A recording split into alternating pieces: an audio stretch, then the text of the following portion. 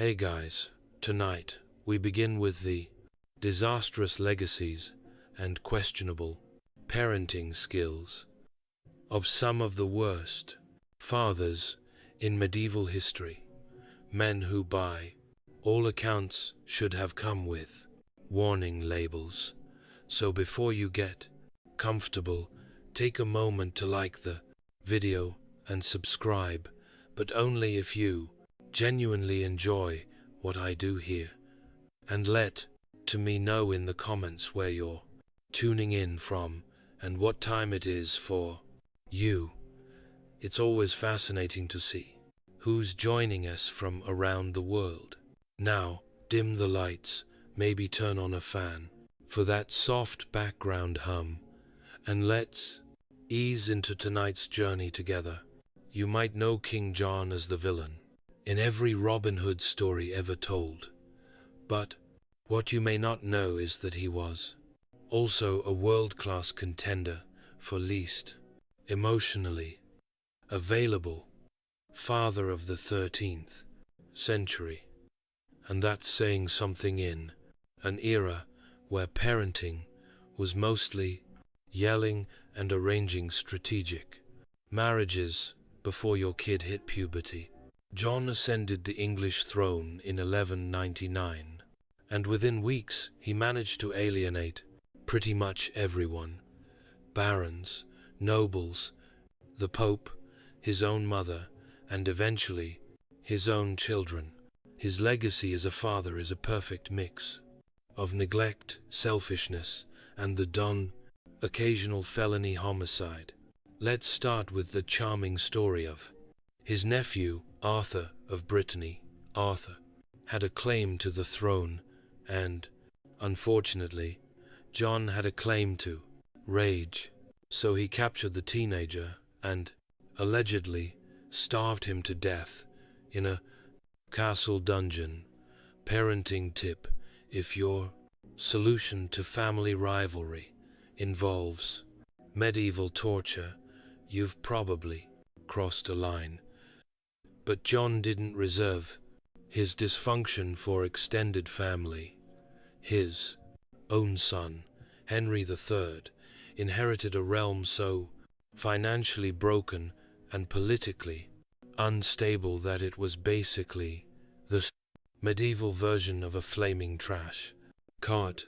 And to make things worse, John imprisoned Henry's mother, his own wife, for nearly a decade, because nothing says domestic stability like locking up the mother of your heir in a tower while you lose wars.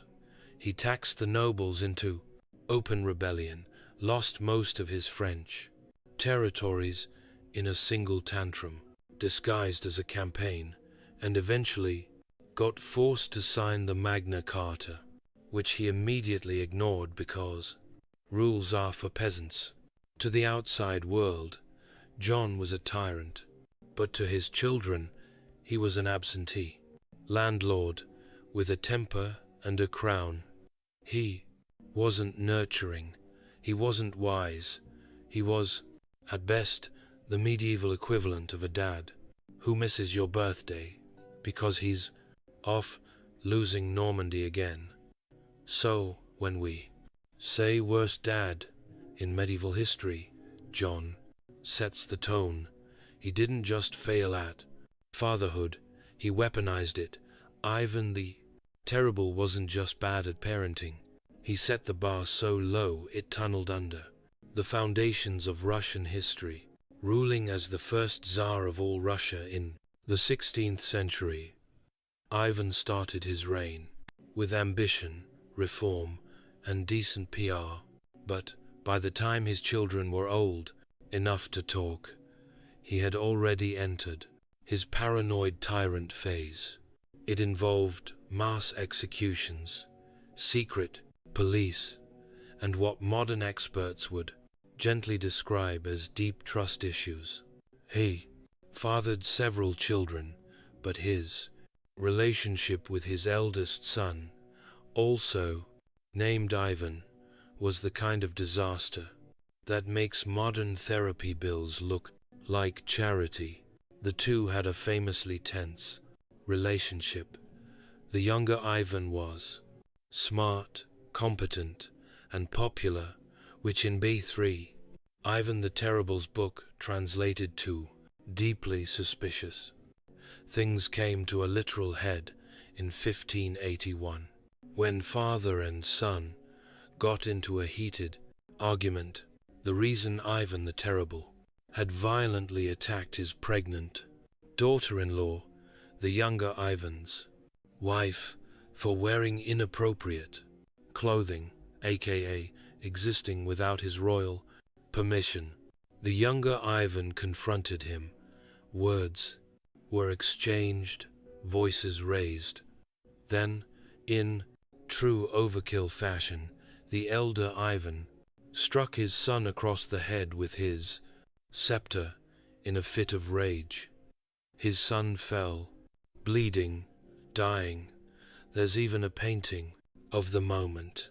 Ivan cradling his son's lifeless body, wide-eyed in horror, finally realizing that maybe yelling less and not hitting your children with a metal rod might have been a better move.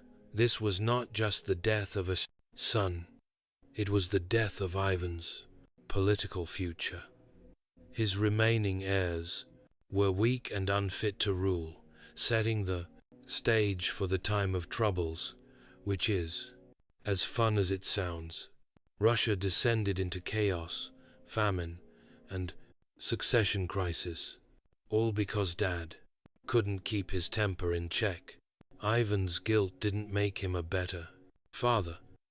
If anything, it made him worse. He doubled down on executions, imprisonments, and general psychopathy, until his own death in 1584, which came, fittingly, while he was playing a game of chess, probably cheating. In the medieval Dut rankings, Ivan gets full points for drama, 0 for nurture, and a Lifetime Achievement Award in Royal Overreaction. Peter of Castile, also known as Pedro the Cruel, or if you're feeling extra diplomatic, Pedro the Just, was the kind of medieval father who made sure his kids learned 2 lessons early. 1. Don't trust anyone. And 2. Your dad might literally stab your uncle over dessert. Peter ruled Castile in the rise and mid-4th century, a time when royal family reunions were already tense, without the added complication of surprise exécution. He came to power as a teenager and quickly developed a reputation for mixing cold political calculation with impulsive bloodshed. Basically, imagine if your dad was both a chess master and a chainsaw. His parenting style, let's call it low affection, high body count. Peter had numerous children by multiple mistresses, which for a medieval king was like collecting Pokemon. Expected, vaguely impressive, and ultimately not that useful if you couldn't remember their names. The problem was Peter didn't treat them like heirs. He treated them like political scratch-offs. Maybe you'll get a treaty. Maybe you'll get a dodger. His greatest contribution to bad parenting, though, was his relentless obsession with destroying his half-brother, Henry of Trastamara. Instead of doing what most medieval dads did, ignore their siblings and drink, Peter opted for war, actual war. He blamed Henry for treason, conspiracies, and the general misalignment of the plast stars. And he didn't stop at petty insults. In a real family dinner gone wrong moment, Peter personally stabbed another half-brother, Fadri, during a staged reconciliation. Let's hug it out apparently meant, let me hug you, with a sword. So where does this leave his kids? Scattered, disinherited, or imprisoned. Some were declared illegitimate, others were married off like unwanted fruit baskets. One was even tossed into prison by Peter's enemies after Peter's death, just to keep the tradition of generational trauma going strong. None of them got the throne. That went to his archenemy and half-brother, Henry, the one Peter spent his life trying to kill. Poetic, yes. Avoidable, also, yes. Peter didn't just fail as a father, he turned fatherhood into a blood sport. Emperor Basil, I had one of those glow-up stories that sounds inspiring until you realize it ends in multiple stabbings and a deeply confusing family tree. Born a peasant in 9th century Macedonia, Basil rose through the Byzantine ranks, thanks to a mix of charisma, physical strength, and the occasional suspicious disappearance of his rivals. At first, it seems like a rags to riches story, stable boy to emperor, but somewhere along the way, Basil read the full parenting manual upside down and decided that emotional bonding was optional and assassination was just advanced family planning. Let's start with his rise. Basil cozied up to Emperor Michael III, allegedly becoming his wrestling partner, bodyguard, and possibly his lover. History gets a little blurry there. Michael eventually made Basil co-emperor, which was generous, if not fatally optimistic, because shortly after, Basil returned the favor by murdering Michael in his sleep and taking full control of the empire. Now, this alone doesn't make him a bad dad. That comes later with Leo V. Sixth, Basil's supposed son, and I say supposed because Basil never quite believed it. Leo was born while Empress Eudokia was still very close with Michael III, which led Basil to do what any paranoid emperor would do: raise the boy with a toxic mix of suspicion, rage, and emotional detachment, so thick it could be used to build fortresses. Basil constantly undermined Leo, publicly questioned his legitimacy, and basically made every father-son interaction feel like a live episode of Who's the Real Dad? Medieval edition. When Leo tried to study philosophy, Basil banned books. When Leo showed signs of leadership, Basil responded by imprisoning his friends and treating him like a political threat instead of, his child. And then to top it all off, Basil had Leo's closest advisor tortured just to send a message. That message being, I am deeply unwell and should not have children. By the time Basil died in a freak hunting accident involving a stag and a servant's belt. Yes, really, Leo reportedly mourned with all the enthusiasm of someone attending a tax seminar. Basil the Kai's excellent climber, terrible dad. He built an empire, but couldn't build a functioning relationship with his own son, Philip IV of France, also known as Philip the Fair, not for his personality, but for his cheekbones, ruled in the late 13th and early 14th century. And if there's one thing historians agree on, it's that Philip's parenting style made a stone wall look emotionally available. Philip was calculated, intense, and famously silent. His court was cold, disciplined, and efficient, like an early prototype for a corporate office where hugs were strictly prohibited and birthday cards were punishable by exile. He had 4 children, 3 sons, and a daughter, and while he technically provided them with crowns, castles, and tutors, affection was less common. Think HR, performance review energy, but with royal titles. But Philip's true claim to terrible dad fame lies in what became known as the Tour de Nesle affair, a scandal so messy it nearly tore the Capetian dynasty apart. Here's how it went. Philip's only daughter, Isabella, the future Sheolf of France, married Edward II of England and paid a visit home. During her stay, she noticed that 2 of her sisters-in-law, married to Philip's sons, seemed to be spending a little too much time with 2 knights from the same castle. Gossip turned into surveillance. Purses were swapped. Herets were found in the wrong bedroom. Isabella snitched.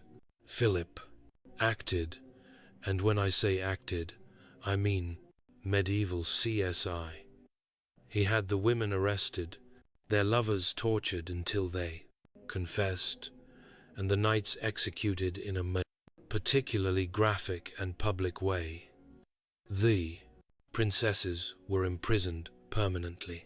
One died in captivity, another may have been quietly murdered, and the sons, well, Philip publicly shamed their wives, but didn't exactly give his boys a pass either. The scandal undermined the royal image, and Philip's response was to basically shut down emotionally and go back to micromanaging his coinage reforms. He never rebuilt trust with his family, never mended the broken marriages. He just tightened control and glared harder. Classic Philip. In the end, all 3 of his sons became kings briefly and mostly disastrously. It turns out that when you raise your heirs in a loveless royal icebox, they don't exactly flourish. Charles V of France started out with every intention of being a good king. He was handsome, athletic, and well-liked. People called him Charles the Beloved. Unfortunately, halfway through his reign, the nickname changed to Charles the Mad. And for once, medieval nicknames weren't exaggerating. It began with small things: memory lapses, paranoia, the occasional screaming episode. Then came the infamous incident in 1392, when Charles suddenly turned on his own knights during a march and tried to murder them in the forest. He killed several men before being restrained, which was probably not the team-building exercise they'd hoped for. From there, things spiraled. Charles began experiencing full mental breaks. At one point, he believed he was made of glass and would shatter if touched. He forgot his own name, his position, and most relevantly, that he had children. Yes, Charles had 12 of them, but during his episodes, he often didn't recognize them, or his wife, or the throne. For weeks or even months, he lived in a fog of delusion while France crumbled around him. Now, mental illness isn't inherently a crime, and Charles obviously suffered. But what earns him a spot in the medieval Bad Hall of Fame is what his breakdown did to his kids. with their father unfit to rule, and their mother, Isabeau of Bavaria, constantly scrambling to keep the court functional. Charles's children became pawns in one of the ugliest power struggles in French history. Factions at court fought over who should control the king, and by extension, his children. His sons were shuffled around like royal luggage. His daughters were married off in desperate political alliances. One son, the future Charles II, grew up surrounded by betrayal, humiliation, and English armies, and his father offered nothing but catatonic silence. By the time Charles VI died in 1422, France was in the middle of the 100 Years' War. Half the kingdom was occupied, and his son was fighting for legitimacy in a country that barely remembered what a stable monarchy looked like. Charles didn't intend to be a bad father, but his madness, denial, and absence left a Koblenz vacuum, and his children grew up in the shadows of chaos. Sometimes the worst dad isn't the cruel one. Sometimes it's the one who's simply not there. Edward I of England, also known as Longshanks, was the kind of dad who believed in discipline, conquest, and absolutely zero hugs. He was tall, commanding, and terrifying in the way that only a medieval king with a temper and a sharp sword could be. He's famous for two things: building castles and breaking nations. He conquered Wales, waged war on Scotland, expelled the Jews from England, and probably kicked over your ancestors' favorite bucket just for looking at him sideways. But his greatest challenge wasn't on a battlefield. It was in the nursery. Enter his son, the future Edward II. Now, Edward II was everything. Edward I was not sensitive, artistic, emotionally expressive. He preferred music and poetry over military drills. He showed a concerning lack of interest in invading things, and worst of all, he surrounded himself with male companions that the court and his father did not approve of. This clash of personalities was a disaster waiting to happen. Edward, I didn't just disapprove of his son's lifestyle, he was horrified. He frequently threatened to disinherit him. When Edward II refused to abandon his favorite companion, Piers Gaveston, his father exiled Gaveston and openly questioned whether his son was fit to rule. Imagine a father-son talk where the father brings an army. In public, Edward I humiliated his son. In private, he likely terrified him. There's no record of heartfelt letters or meaningful bonding moments. Their version of quality time was sitting at opposite ends of a war council, glaring at each other. And when Edward I was dying in 1307, his final instructions weren't sentimental, they were militant. He ordered his bones to be carried into battle against the Scots if the war continued. You know, normal dad stuff. After his death, Edward II took the throne and promptly did everything his father would have hated. He brought Gaveston back, mismanaged the kingdom, and eventually got overthrown by his own wife and her lover. The bar was low, and he still tripped over it. John of Bohemia was many things: a king, a knight, a crusader, and unfortunately for his children, an adrenaline junkie with a crown. Born in the early 14th century, John was one of those medieval dads who thought parenting meant leaving your kids a shiny title and several active war zones. He became King of Bohemia in 1310, married into power, and had multiple children, including his most famous son, Charles Garde, future Holy Roman Emperor. And it's a miracle Charles turned out functional, because growing up under John of Bohemia was like being raised by a particularly aggressive game of Risk. John spent most of his life not in Bohemia. In fact, he barely bothered with it at all. He preferred galloping across Europe on various military campaigns, sometimes for honor, sometimes for politics, and occasionally just because it was Tuesday.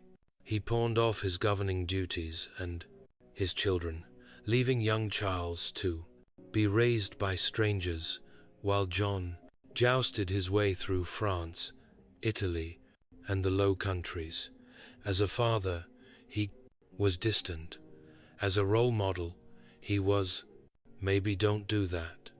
But nothing sums up John's parenting legacy like his grand finale at the Battle of Crécy in 1346. By then, John was completely blind. Not metaphorically, actually blind. Most people would see this as a good excuse to retire. John saw it as the perfect opportunity to charge into battle on horseback tied between two other knights, so he could ride in one final blaze of glory. And he did right into a wall of English arrows. He died obviously, but not before becoming a chivalry legend, and also leaving his teenage son to inherit a war-torn throne with zero preparation, no paternal guidance, and a legacy to live up to that, literally included blind horse combat. John's idea of fatherhood was simple: make bold moves, ignore your children, and die in a way that guarantees you'll be quoted by poets, but cursed by your heirs.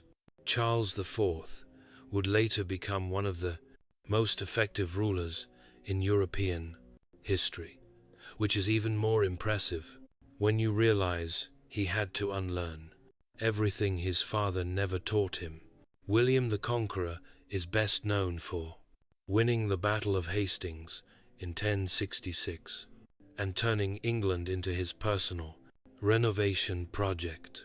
But while he was busy rewriting British history, he also managed to write one of the more dysfunctional chapters in medieval fatherhood. Born illegitimate, the son of a duke and a woman politely described as not his wife, William rose to power the hard way, through war, intimidation, and a deeply repressed sense of affection. He didn't hug, he conquered. He had at least 9 children with his wife, Matilda, including 4 sons, who all at some point wanted to be king. Unfortunately, William only had one throne and an intense inability to communicate without shouting. His heir, Robert Curthos, a nickname that roughly translates to short pants, which is probably not how you want to be remembered, was the eldest son and expected to inherit Normandy. William, however, had reservations, possibly because Robert was impulsive, arrogant, and once started a street brawl with his own brothers. Classic sibling bonding. Robert eventually demanded more power. William said no. Robert rebelled. William laid siege to the castle his son was hiding in. Yes, he besieged his own child. the medieval version of grounding your kid with trebuchets. During one battle, Robert even unhorsed his father and wounded him before realizing who it was. William's reaction, absolute fury, not because of the injury, but because being knocked off your horse by your own son was, frankly, embarrassing. He eventually forgave Robert, but never quite trusted him again. Instead, William divided his lands awkwardly, Normandy to Robert, England to his second son, William. Rufus and everyone else got some lands and emotional scars. The division sparked decades of civil war, brother on brother fighting, and at least one royal murder mystery. William's inability to manage his sons or teach them how to rule without using swords left a legacy of chaos that outlived him by generations. In short, William, the Conqueror, built a kingdom, but forgot to build a functioning family. His children inherited crowns, castles, and the unresolved rage of a dad who parented like he was still on a battlefield. Charles the Bold, Duke of Burgundy, spent his entire life trying to live up to his name, and as far as names go, Bold doesn't exactly encourage subtle parenting. If anything, it demands drama, and Charles delivered repeatedly at full volume. Born in 1433, Charles inherited the complot, wealthy and powerful Dutch of Burgundy, from his father, Philip the Good, who, as his name suggests, was fairly competent and gave Charles an enormous inheritance, armies, cities, political alliances, and unfortunately, expectations. Charles had one daughter, Mary of Burgundy, and his approach to fatherhood was something between chess master and medieval helicopter parent. He had no sons, which gave him anxiety, and he poured all of his dynastic hopes into Mary, like she was a medieval spreadsheet with legs.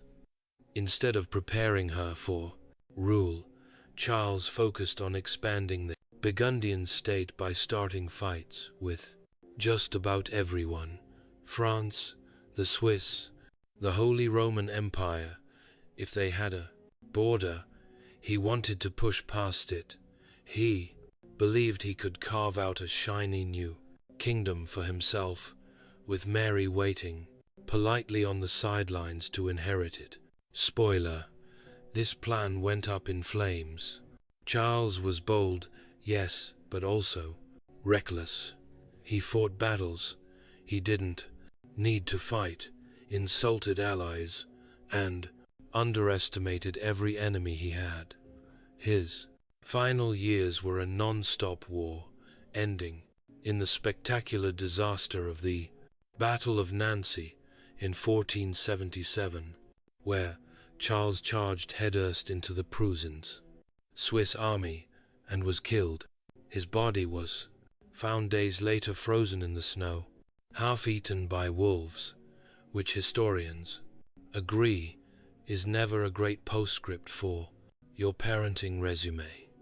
The real tragedy: Mary, only 19, was left to clean up the mess, with no preparation, no solid alliances, and every major European power now circling like vultures. She was forced to marry into the Habsburg dynasty to survive, a move that changed the course of European history and made Burgundy a battlefield for centuries.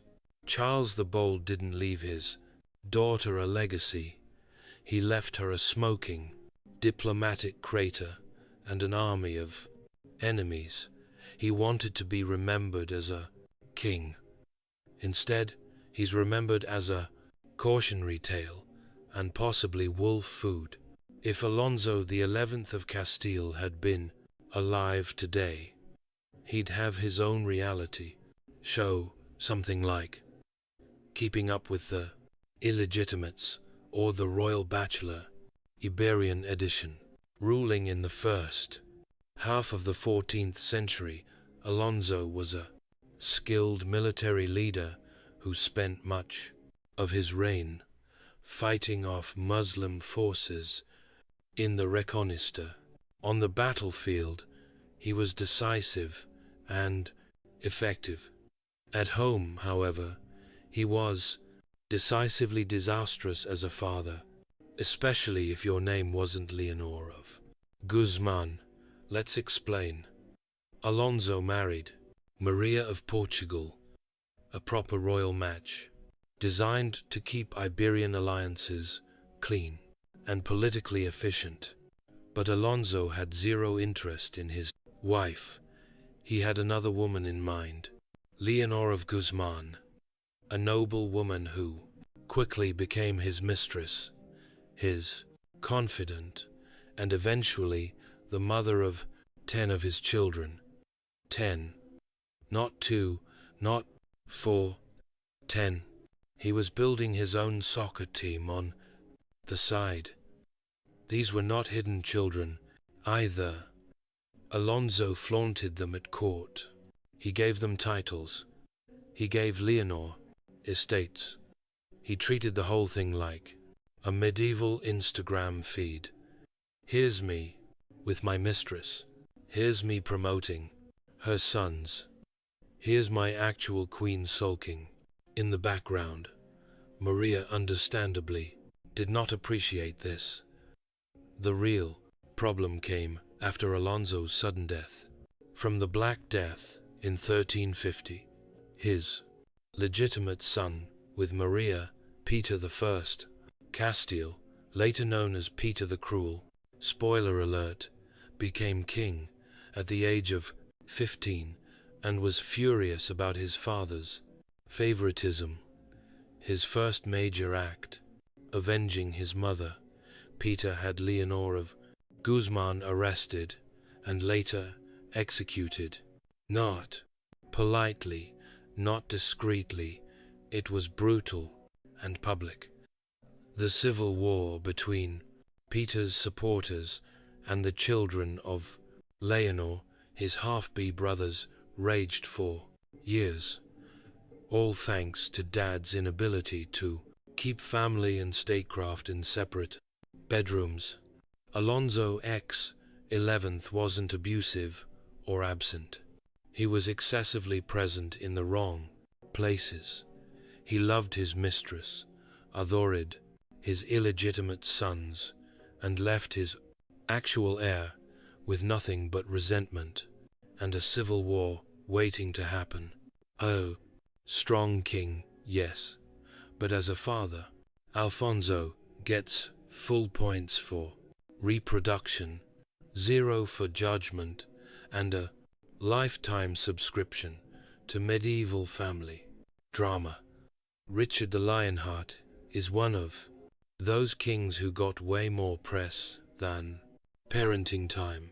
Crowned King of England in 1189, he became a living legend for his role in the Third Crusade. All muscle, sword, play, and dramatic poses on horseback. Unfortunately, while Richard was out winning glory in the Holy Land, he also won himself a spot on the list of worst medieval dads, mainly by not even trying. Now, technically, Richard never had any legitimate children, which some might say disqualifies him. But let's pause here. Having 0 legitimate kids was his decision. He was married to Berengaria of Navarre for years. They even spent a few days in the same room, but he showed roughly the same interest in her as he did in growing vegetables. Distant, theoretical, and completely unwatered. He did have at least one illegitimate son, Philip of Cognac, whom he barely acknowledged, and then conveniently forgot when it came to inheritance. A royal son with no lands, no titles, and no public recognition. Welcome to Richard's brand of fatherhood, absentee with a side of awkward silence. But let's say you count his role as uncle, brother, and son. Even there, Richard was a master of betrayal. He rebelled against his father, Henry II, tried to outmaneuver his brothers, and left the English treasury so drained by crusade spending and ransom payments that his brother John had to squeeze the peasants dry just to keep the lights on. In fact, while Richard spent only about 6 months of his 10-year reign, actually, in England, he did manage to drag the entire kingdom into his personal military fantasies. He may not have raised children, but he treated the nation like one, spoiled, ignored, and left to clean up after his messes. Philip of Cognac, his illegitimate son, disappears from history not long after Richard's death.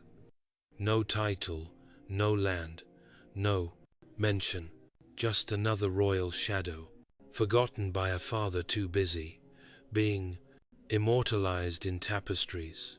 So yes, Richard could lead armies, inspire legends, and pose on coins like a god, but as a father, he couldn't even be bothered to write a will. If you combined Machiavelli with an overbearing helicopter parent and gave him a crown, you'd get Louis XI of France, a man so paranoid he preferred sending letters by carrier pigeon because he didn't trust human messengers. You know, perfectly normal dad energy.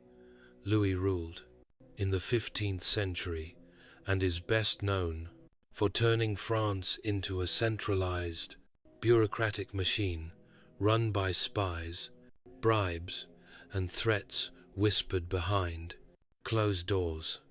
He wore plain clothes to seem modest, but don't be fooled. He was pulling every string in the kingdom like a royal puppeteer with trust issues. Now, Louis only had one son who survived into adulthood, the future Charles VII. And let's just say their relationship was less father and son and more warden and hostage. Louis XI feared that Charles would, one day, challenge his authority. So what did he do? Encourage him, prepare him for leadership? Of course not. He isolated him. Charles was raised away from court, kept under constant supervision, and given just enough education to read royal decrees, but not enough to write his own. Louis didn't want a successor. He wanted a puppet, one that wouldn't ask too many questions. He forbade Charles from making any political decisions and frequently changed his household staff just in case they got too friendly. At one point, Louis even considered disinheriting him entirely just for talking back. You know, classic family bonding. And when Louis got sick, he still refused to give Charles any real authority.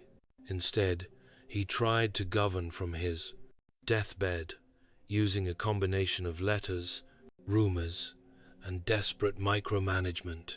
Even as he lay dying, Louis was more focused on controlling his legacy than comforting his terrified, unprepared teenage heir. By the time Charles VII finally took the throne in 1483, He was a sheltered 18-year-old with no clue how to run a kingdom, which led directly to some of the worst military and political decisions in early modern France. Louis XI ruled through manipulation, secrecy, and sheer paranoia. As a king, he was clever. As a father, he was emotionally unavailable, pathologically suspicious, and the human version of a locked door. Charles II of England was known as the Merry Monarch, which sounds delightful until you realize it mainly refers to how much time he spent drinking, gambling, and enthusiastically ignoring anything that resembled responsibility, including fatherhood. When Charles returned to the English throne in 1660, after years in exile and a rather unfortunate detour known as the English Civil War, the country was tired of Puritanism, so Charles brought the party back. Theatres reopened, wigs got taller, and court life became one long royal after-party. And Charles got busy, not with governing, with producing children. Despite being married to Queen Catherine of Banza, Charles never had any legitimate heirs, but that didn't stop him from becoming one of the most prolific baby makers in British royal history.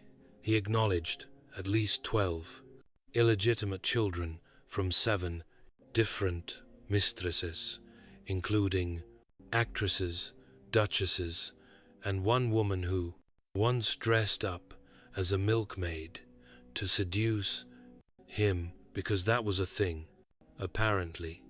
But acknowledging them is where his parenting largely ended. He gave them titles, Duke of this, Earl of that, and lavish allowances, then promptly left them to be raised by their mothers or well-paid nannies. Charles treated fatherhood like a real estate portfolio. Diversify, name them something fancy, and check in once a year. If they don't cause a scandal, he was known to joke, "I am the father of my people and of many more," and he wasn't wrong. His sons and daughters populated European courts, stirred up dynastic tensions, and in at least one case launched a rebellion. That would be James Scott, Duke of Monmouth, Charles' illegitimate son, who decided he deserved the crown and ended up with his head on a spike. Father-son bonding, royal edition. Charles never really mentored his children or prepared them for much beyond lavish titles and awkward paternity footnotes. His legacy as a father was a cocktail of charm, irresponsibility, and vague, aristocratic smirking. He ruled during a time of recovery, scandal, and excess, and his parenting style was exactly that: excessive, decorative, and deeply avoidant. Louis XIV didn't just rule France, he embodied it. Known as the Sun King, he turned himself into a living deity in silk heels, shining at the center of Europe, while everyone else orbited him carefully, nervously, and preferably with powdered wigs.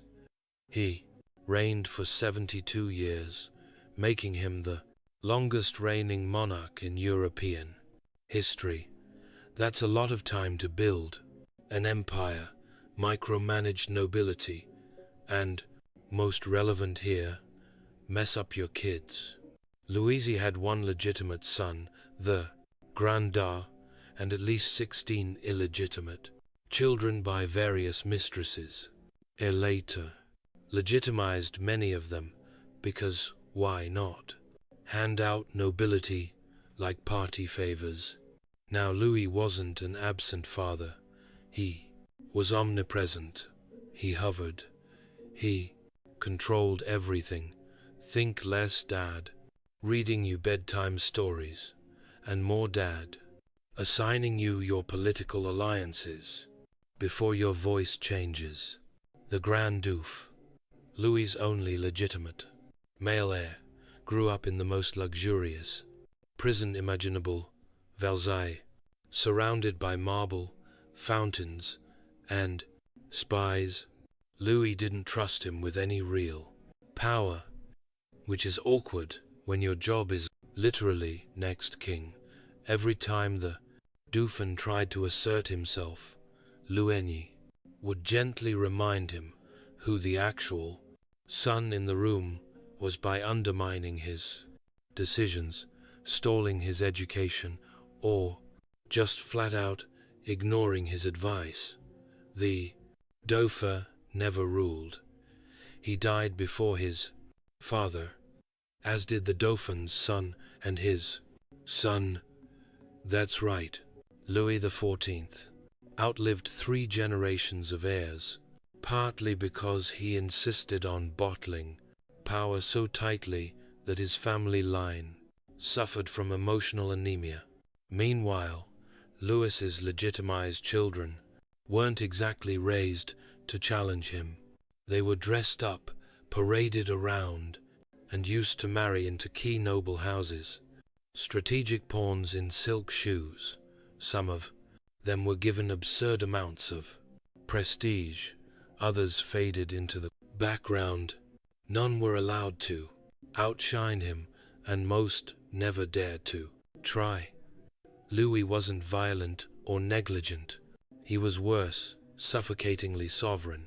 He raised sons and grandsons who bowed before him their entire lives and had no idea what to do once he was gone.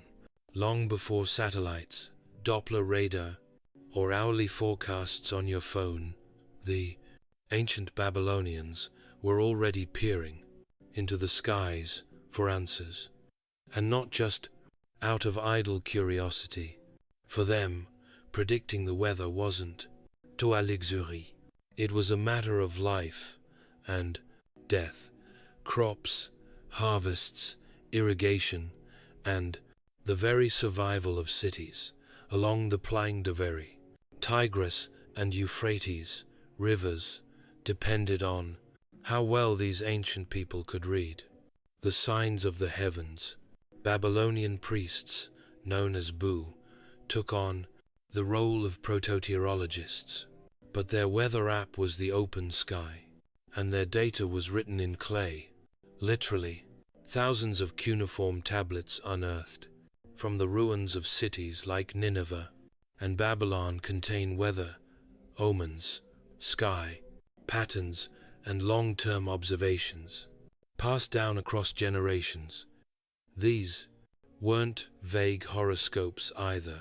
These people catalogued what happened when clouds formed a certain way, or when lightning struck on a particular day of the month.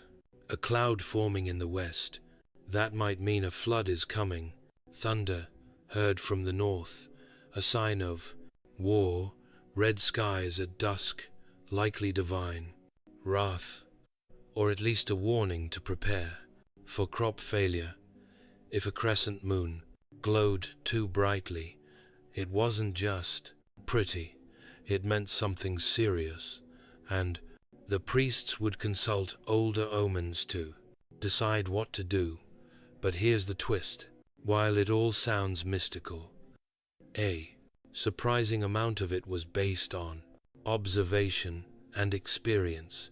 Over centuries, the Babylonians noticed recurring weather patterns tied to lunar phases, planetary alignments, and solar events. Their weather omens evolved into probabilistic logic.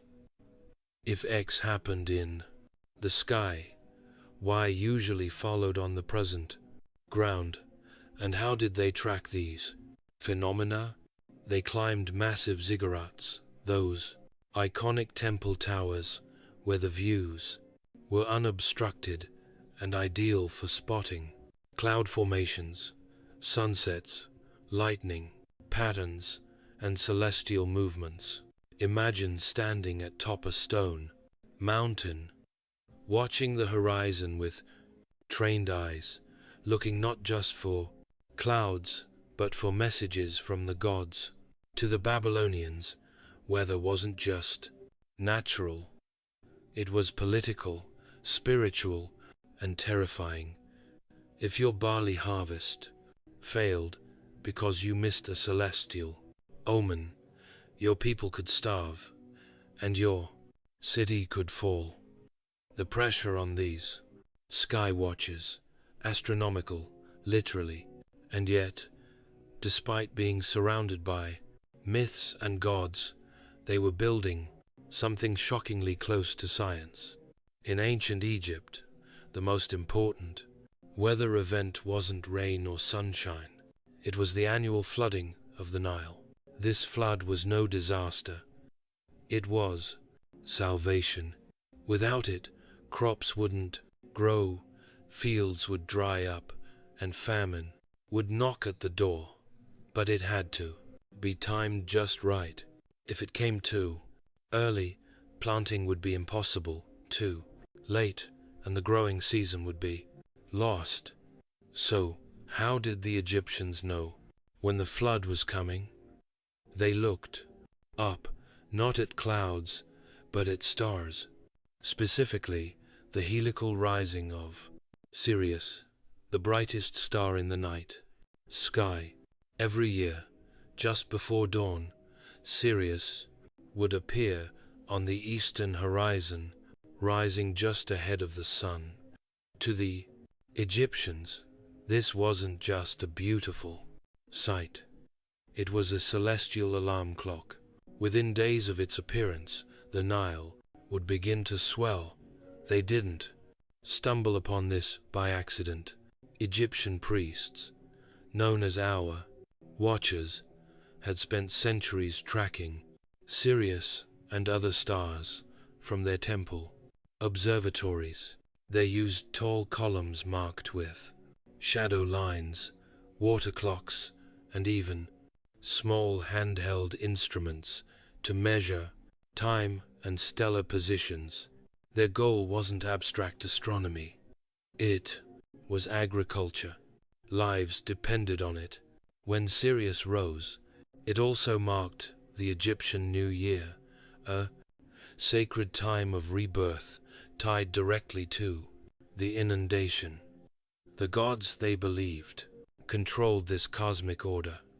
Suz, the deified version of Sirius, was associated with Isis, the goddess of life and magic, who wept tears into the complex Nile, causing the flood. The mythology gave meaning, but the star gave the warning. Even their famous calendar system, based on 365 days, was built around these stellar observations. While other ancient cultures obsessed over the moon, Egyptians focused on solar and sidereal time, which allowed them to predict annual cycles with remarkable accuracy.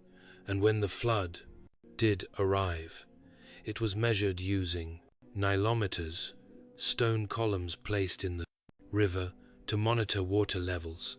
If the flood was too low, priests would warn of famine.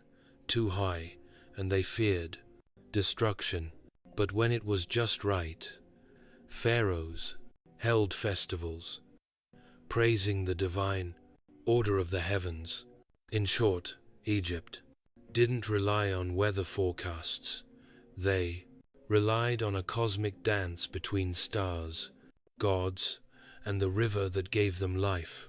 To predict the future, they simply waited for Sirius to rise, high in the panned, rugged Andes, where the air is thin and the clouds cling to jagged peaks. Ancient Andean farmers faced a brutal reality. Weather determined survival. But without stars clearly visible year-round, or sprawling rivers like the Nile, they had to develop their own systems. And surprisingly, some of their most trusted meteorologists had 4 legs, fur, and hooves. In the Andean highlands, farmers carefully watched the behavior of llamas, alpacas, and even guinea pigs to detect coming weather shifts. If llamas rolled aggressively or changed their grazing patterns, that could mean a cold snap was on the way. When guinea pigs became more restless than usual, it was sometimes interpreted as a signal of incoming storms. Andean people believed animals, being more attuned to the earth, could sense subtle environmental changes before humans could. But it wasn't just about animals. These communities, especially the Quetta and Aymara peoples, combined animal observation with deep sky lore and landscape awareness. For example, they would look to the Yanafuyu, or black clouds, dark patches in the Milky Way, visible during certain seasons. These cloud-like silhouettes weren't made of stars, but of interstellar dust and Andean sky. Watchers believed their shapes predicted rainfall. A larger llama shape in the fall sky meant plentiful water. A distorted or faint one, drought was coming. They also examined the snow lines on nearby mountains. If the snow melted too fast, it could signal a dangerously dry season. If it clung to the peaks longer than usual, it might mean floods. The entire Andean worldview was based on reciprocity with nature. You didn't control the weather, you negotiated with it. Ceremonies and offerings like pagos alla tierra, payments to the earth, were performed to appease the spirits believed to inhabit the weather systems. Timing was everything. Corn and potato planting depended on precise seasonal cues. A few weeks off, and the crops would freeze or rot. To Andean farmers, accuracy meant more than yield. It meant the difference between a full belly and famine. So, while the Babylonians read the clouds and the Egyptians watched stars, the Andean peoples looked at animals, shadows, and sacred mountains. Their tools were different, but the mission was the same: to survive in a world where the skies held your fate, and the earth was always whispering if you knew how to listen. In ancient China, the weather was more than a natural occurrence. It was a reflection of cosmic harmony. The emperor wasn't just a ruler, he was the son of heaven, tasked with maintaining balance between earth and the celestial order. If the skies darkened unexpectedly or drought struck the land, it wasn't just bad luck. It was a sign that something was spiritually out of alignment. The stakes were both agricultural and political. Chinese weather prediction blended natural observation with philosophical cosmology. It all began with the 5 elements theory: wood, fire, earth, metal, and water, and the belief that these forces interacted with the yin and yang energies to influence everything, including the weather. A drought wasn't merely a dry spell. It meant an imbalance in the water element, a sudden storm, perhaps an excess of yang energy. But the Chinese didn't just theorize. They observed, court astronomers and scholars meticulously recorded patterns in wind direction, cloud formations, seasonal temperatures, and rainfall. These records stretch back to at least the Shang dynasty around 1600 BC ETE, when oracle bones were used to divine both royal affairs and climate conditions. Tortoise shells were cracked in fires, and the resulting lines were interpreted to predict rainfall or storms. Clouds were especially important. The ancient Chinese categorized them no cumulus or cirrus, but as signs of the celestial. Dragons. Dragons represented the forces of water and weather, especially rain.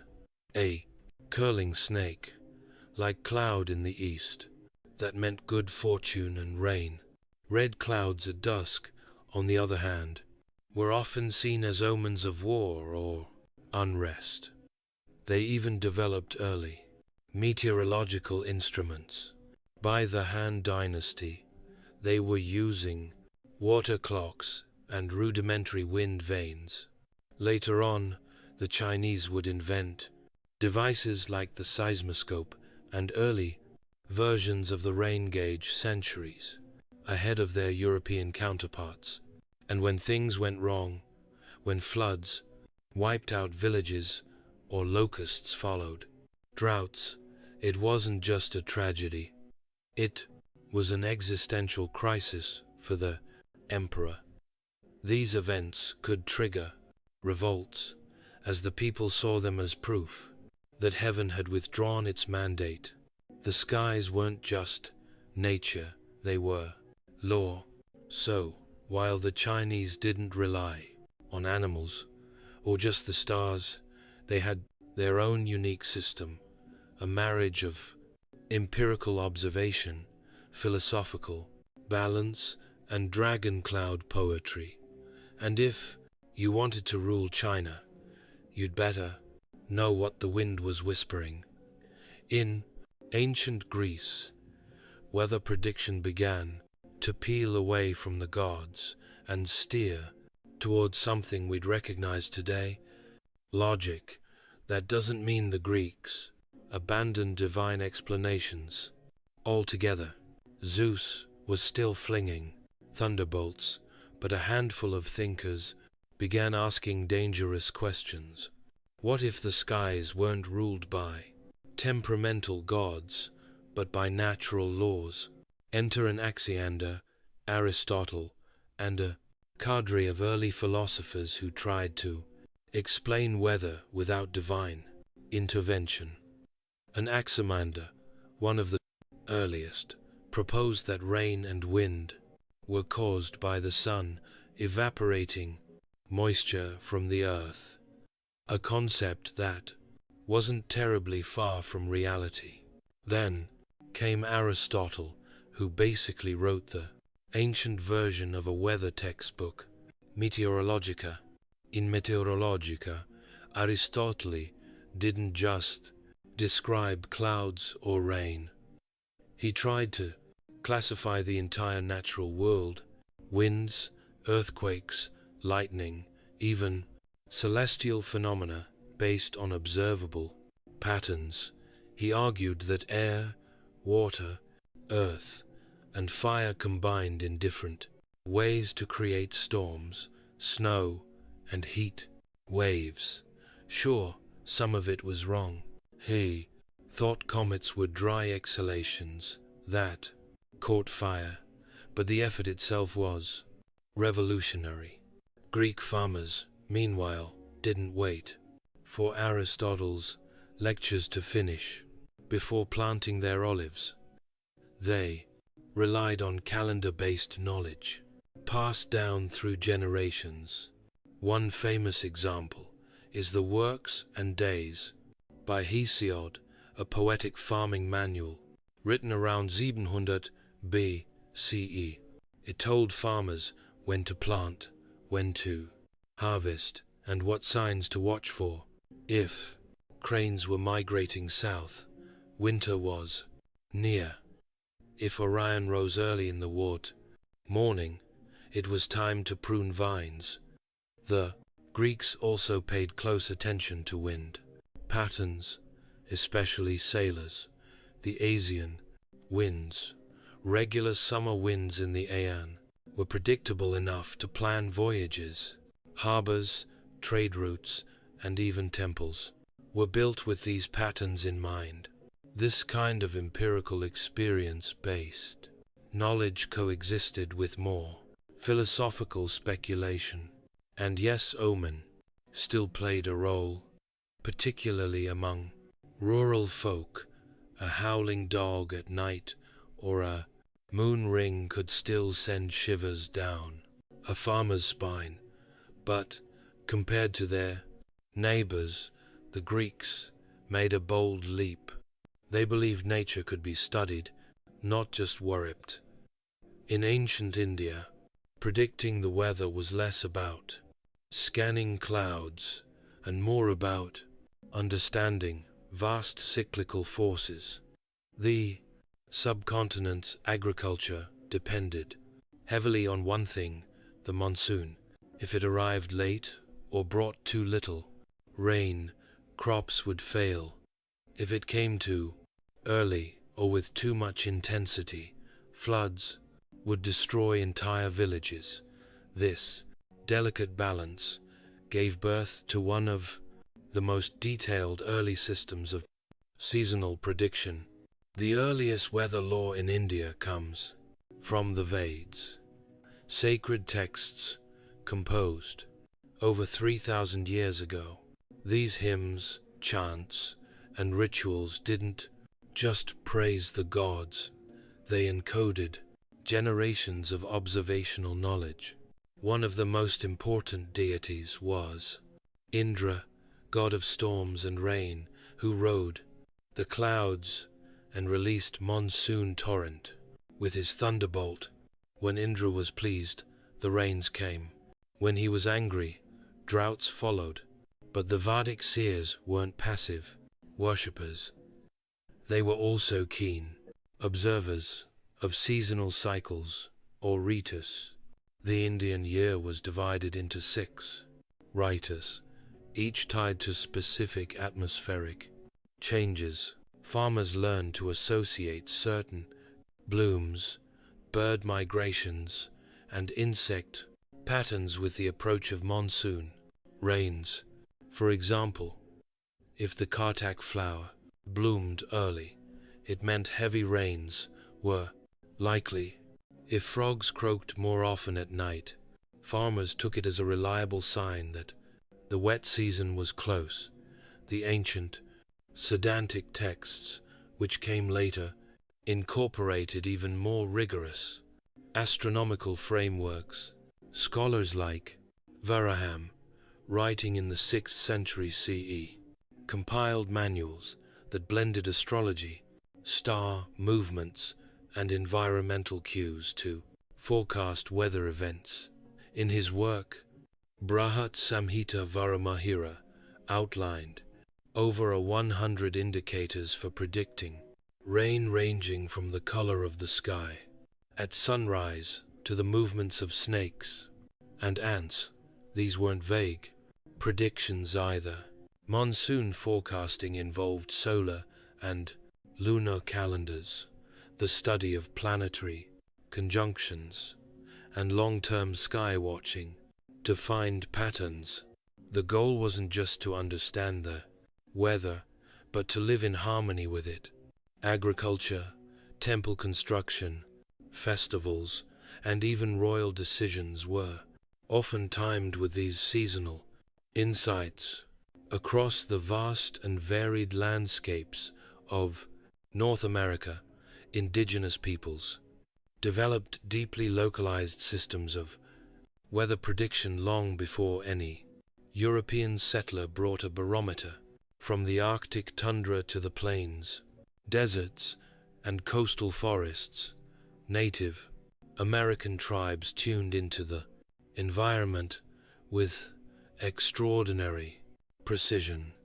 Because when you live off the land, forecasting is survival. There was no single uniform system across tribes. Of course, each community responded to its specific environment. For the plains, tribes like the Lakota or Blackfoot, watching the behavior of buffalo herds was a key indicator. If the animals clustered tightly or changed grazing routes, suddenly a storm was believed to be imminent. In some cases, the way birds flew, particularly geese, hawks, or ravens, was used to predict seasonal shifts. A low, fast flight often meant a storm was approaching. A high, meandering flight, fair weather. The Hopi of the American Southwest, living in one of the Prajan's driest regions on the continent, relied on both astronomy and animal behavior.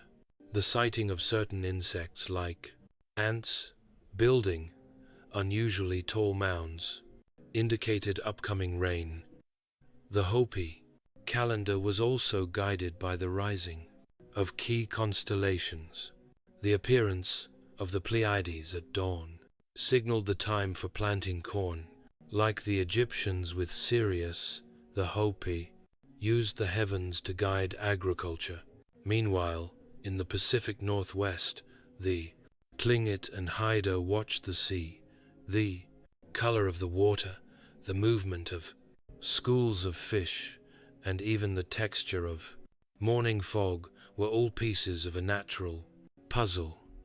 Whales appearing earlier in the presence season than usual. A harsh winter might to be on the way. Salmon running late.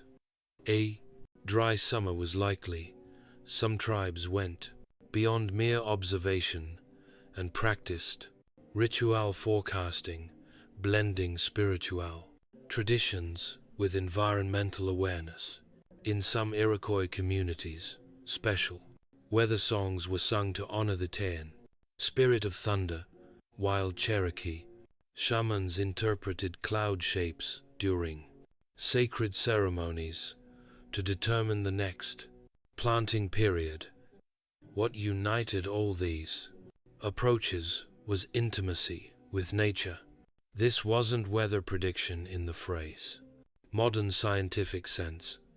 It was weather relationship. Observation wasn't separate from belief. It was part of a reciprocal worldview, where humans, animals, and the sky were all family, far from any continent scattered across the vast Pacific.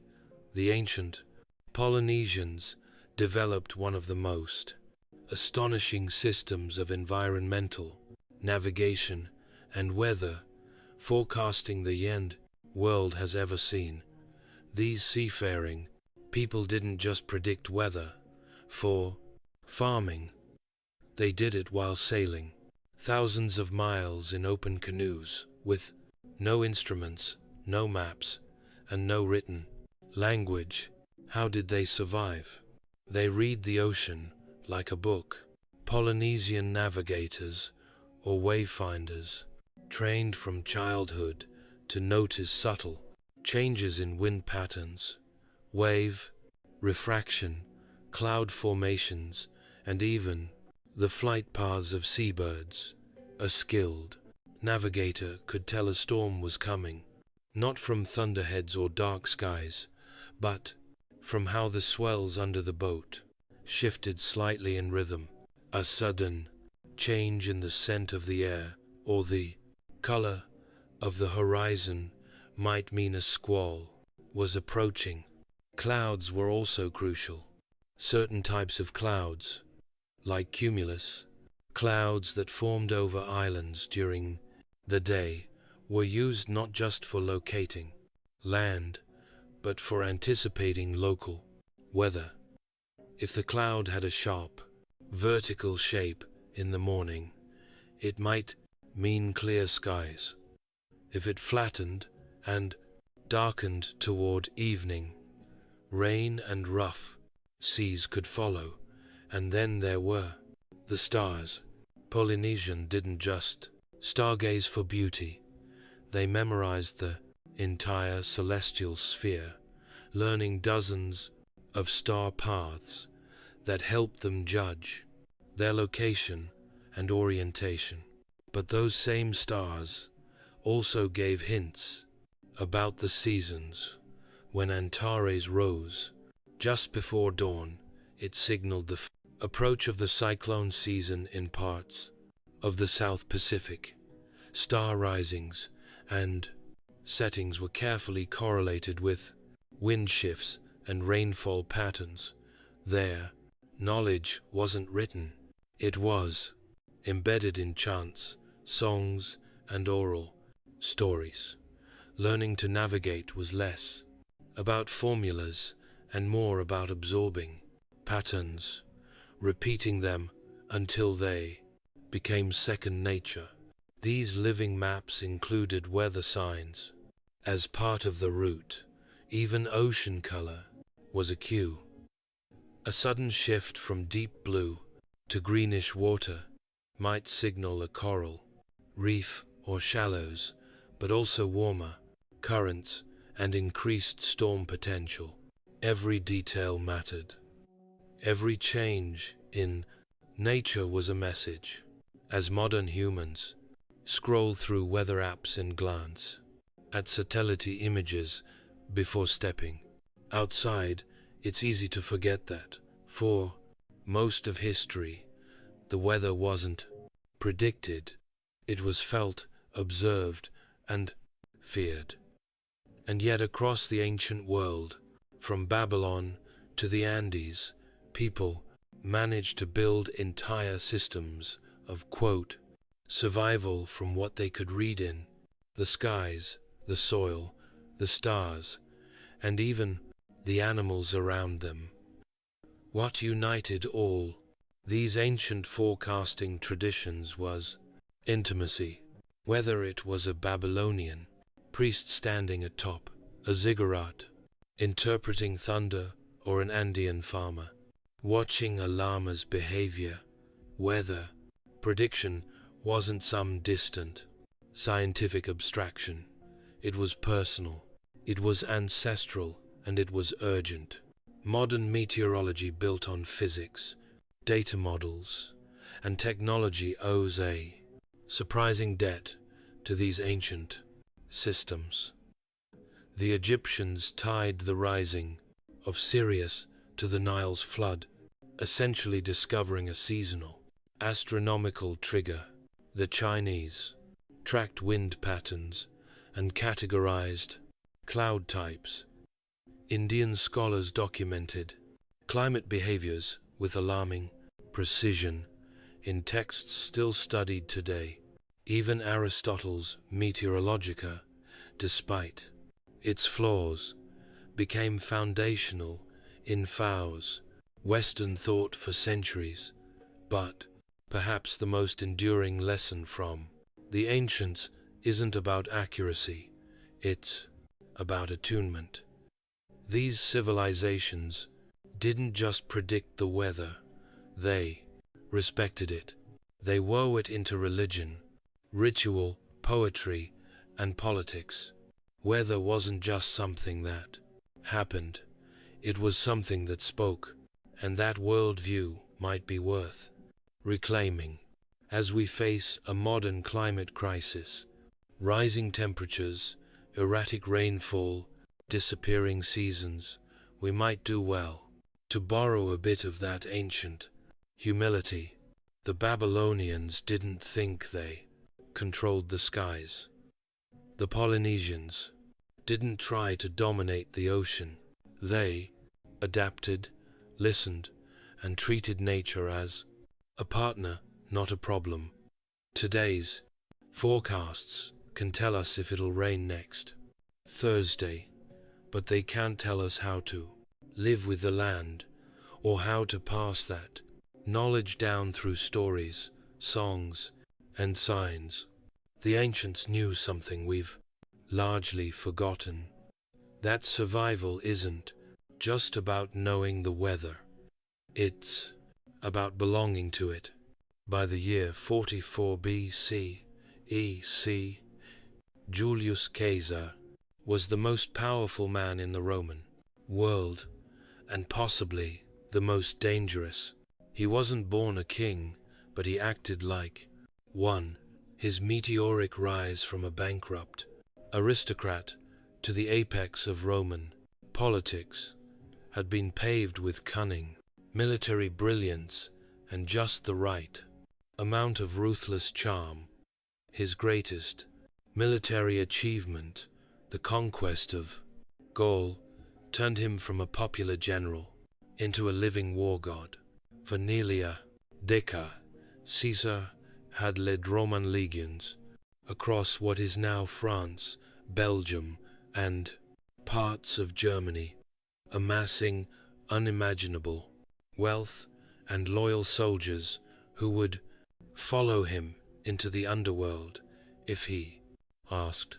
When the Senate tried to strip him of command in 49 BCE, Caesar didn't retire quietly.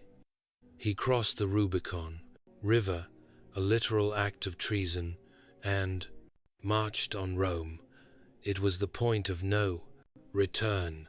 In the ensuing civil war, he crushed his rival Pompey, scattered the Senate's forces, and eventually returned home to Rome, not just as a victor, but as a ruler. He was granted the title Dictator Perpetual, dictator in perpetuity, a term that made traditionalists squirm. This wasn't just a temporary emergency measure. This was permanent, and that was a problem. Once back in power, Caesar began to reshape the state. He expanded the Senate, but filled it with loyalists. He reduced debts, restructured the calendar into what would become the Julian system, and offered citizenship to foreigners. He acted quickly and boldly, cutting through the old bureaucracy like a bronze blade. To the common people, he was a hero. To the Senate aristocracy, a warning siren. They watched nervously as Caesar paraded through Rome in a purple toga, a color reserved for royalty. They grimaced when he sat alone in a golden chair at the front of the Senate. Statues went up, coins were minted with his face. Priests declared him a living god. At a public festival, Mark Antony even offered him a crown. Caesar refused, but only after dramatic hesitation. To his enemies, the signs were clear. Julius Caesar wasn't just consolidating power. He was laying the groundwork for monarchy. Rome had overthrown kings nearly 5 centuries earlier, and now, with every passing day, it looked like the Republic was about to be reborn as something darker, crowned, and irreversible. While Caesar basked in glory, his enemies were sharpening their knives, figuratively at first, then quite literally. In the marbled halls of Roman villas and the smoky corners of taverns, whispers of discontent turned into concrete plans. To many senators, Caesar's concentration of power wasn't reform, it was tyranny, and tyrants, according to Roman tradition, could be removed permanently. The conspiracy didn't spring from the political fringes. It came from the heart of the Roman elite. Leading the charge was Gaius Cassius Longinus, a seasoned general and a bitter opponent of Caesar's centralization. But the real prize for the conspirators was someone far more symbolic: Marcus Junius Brutus. Brutus was no fringe radical. He was widely respected, famously stoic, and descended from Lucius Junius Brutus, the man who had helped expel Rome's last king centuries earlier. If Brutus joined the plot, it would no longer be treason. It would be tradition. At first, Brutus hesitated. Caesar had forgiven him for siding with Pompey during the Civil War, and even treated him like a surrogate son, but that closeness only deepened Brutus's internal conflict. Was loyalty to Caesar more important than loyalty to Rome? Caesar played on that tension skillfully, feeding Brutus flattery, logic, and just enough guilt to tip the scales. By early March, the core conspiracy group had grown to over 60 senators, including men who had previously enjoyed Caesar's favor. Some were driven by ideology, others by personal grudges or fear of losing influence, but they were all united by one belief: Caesar had gone too far, and the Republic could not survive his reign. They began meeting secretly in private homes and temples, debating the method, the moment, and, most importantly, the message. Caesar was set to leave Rome in a few weeks for a campaign in Parthia. If they didn't act soon, they feared he'd never return, or return with more power than ever. The window was closing. A public assassination would be risky, but it would also be symbolic. And what better place than the theater of Pompey, where the Senate would meet on the crude Ides of March, the 15th of March. They chose daggers, not swords. Speed and surprise would be their only advantages. The conspirators were ready. The Republic, they told themselves, would be saved. What they didn't know is that they were about to plunge it into blood, chaos, and civil war. The morning of March 15th, 44 BC. The Ides of March began like any other, except that Rome itself seemed tense. The air was heavy with rumors. Strange omens had reportedly occurred. Storms, ghostly apparitions, and animals acting erratically. According to later accounts, Caesar's own wife, Calpurnia, had nightmares of his murder and begged him not to go to the Senate meeting that day. For a moment, he actually listened. He stayed home, but fate or pride had other plans. One of the conspirators, Decimus Brutus, not to be confused with Marcus, arrived at Caesar's home and persuaded him to reconsider. He assured Caesar that the Senate was ready to bestow more honors, and that skipping the session would seem cowardly or arrogant. Caesar, ever conscious of image, relented. Escorted by a small group, Caesar made his way through the forum and toward the theater of Pompey, where the Senate was temporarily meeting. He was handed a note warning him of the plot, but he never read it. The man was walking into his own funeral, unaware that nearly every senator in the chamber had brought a dagger under his toga. When Caesar entered the Senate chamber, the conspirators sprang into motion. They gathered around him under the pretense of presenting a petition. Lucius Tilius Cimber was the first to strike, grabbing Caesar's toga and pulling it down. That was the signal. The first knife came from Servilius Caesar, clumsy and off-target. Caesar reportedly cried, "Caesar, you villain, what are you doing?" Before realizing it wasn't a single attack, it was an ambush. More blades followed. Senators swarmed him, stabbing wildly, hitting not just Caesar, but occasionally each other. The frenzy of violence had begun. In all, Caesar was stabbed 23 times, though only one wound, likely the one to the chest, was fatal. According to legend, he did not resist. After seeing Brutus among the attackers, his supposed last words, "Et tu, Brute, you, too, Brutus," have become myth, though ancient sources differ on whether he said anything at all.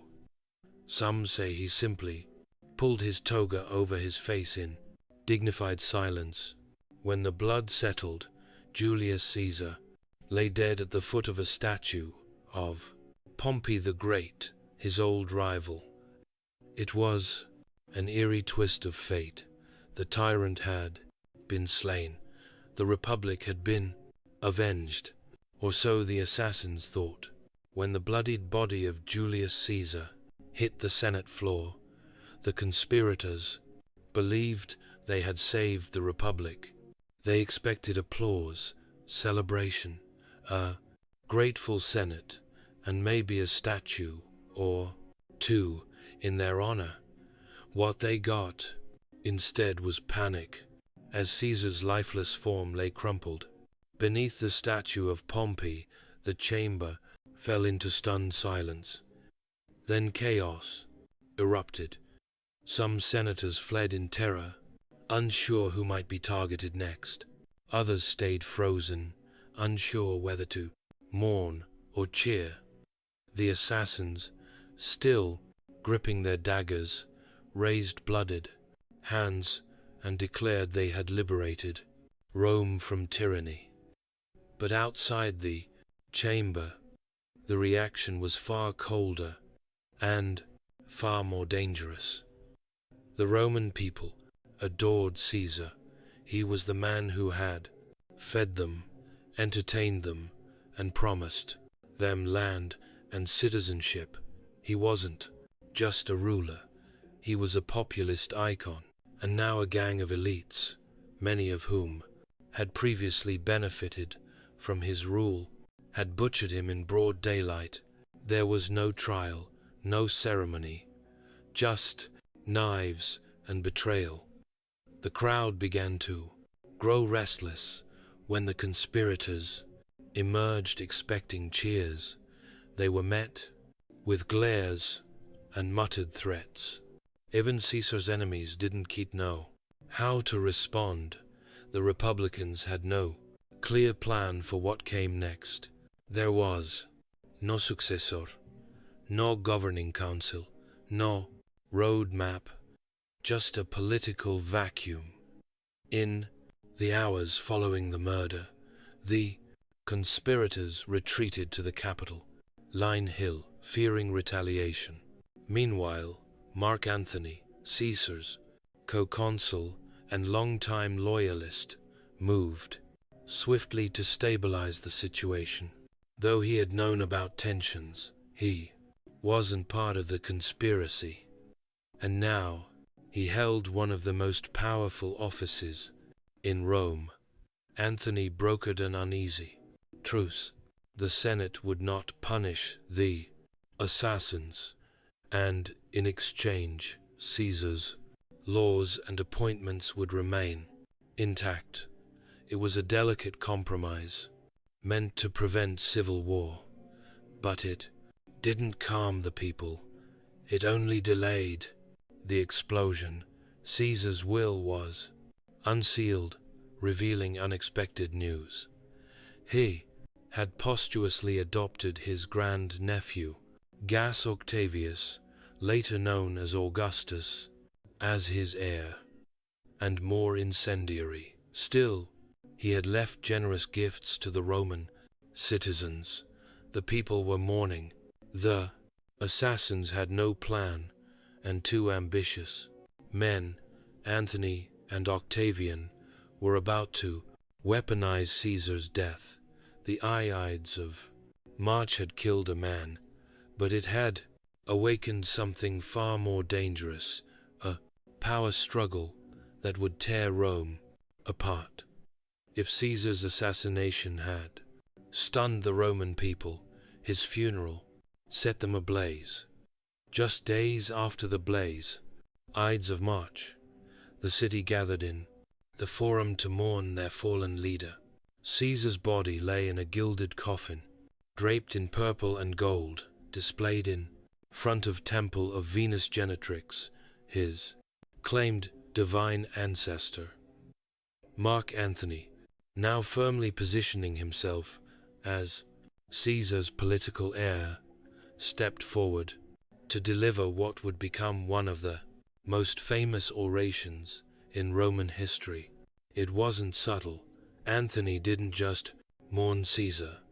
He performed grief. He read aloud Caesar's will to the crowd, revealing that the dictator had left each Roman citizen a generous 300 sisters and large public gardens from his private estates. The people were stunned. Even in death, Caesar was providing for them. Even in death, he was a man of the people. Then Antony raised the stakes. He lifted Caesar's blood-stained toga, tore it open to display the stab wounds, and pointed to each gash as if reading aloud a charge of treason. Some ancient sources say he even held up Caesar's corpse itself, turning the funeral into a brutal piece of street theater. The crowd, already angry, became furious. What had begun as a mourning ritual now turned into a full-blown riot. The people rushed through the streets, seized benches and timber from surrounding buildings, and built a makeshift P in the Forum itself. As Caesar's body was set ablaze, chaos spread. The crowd turned on the homes of Prastis, the conspirators, attempting to burn them down.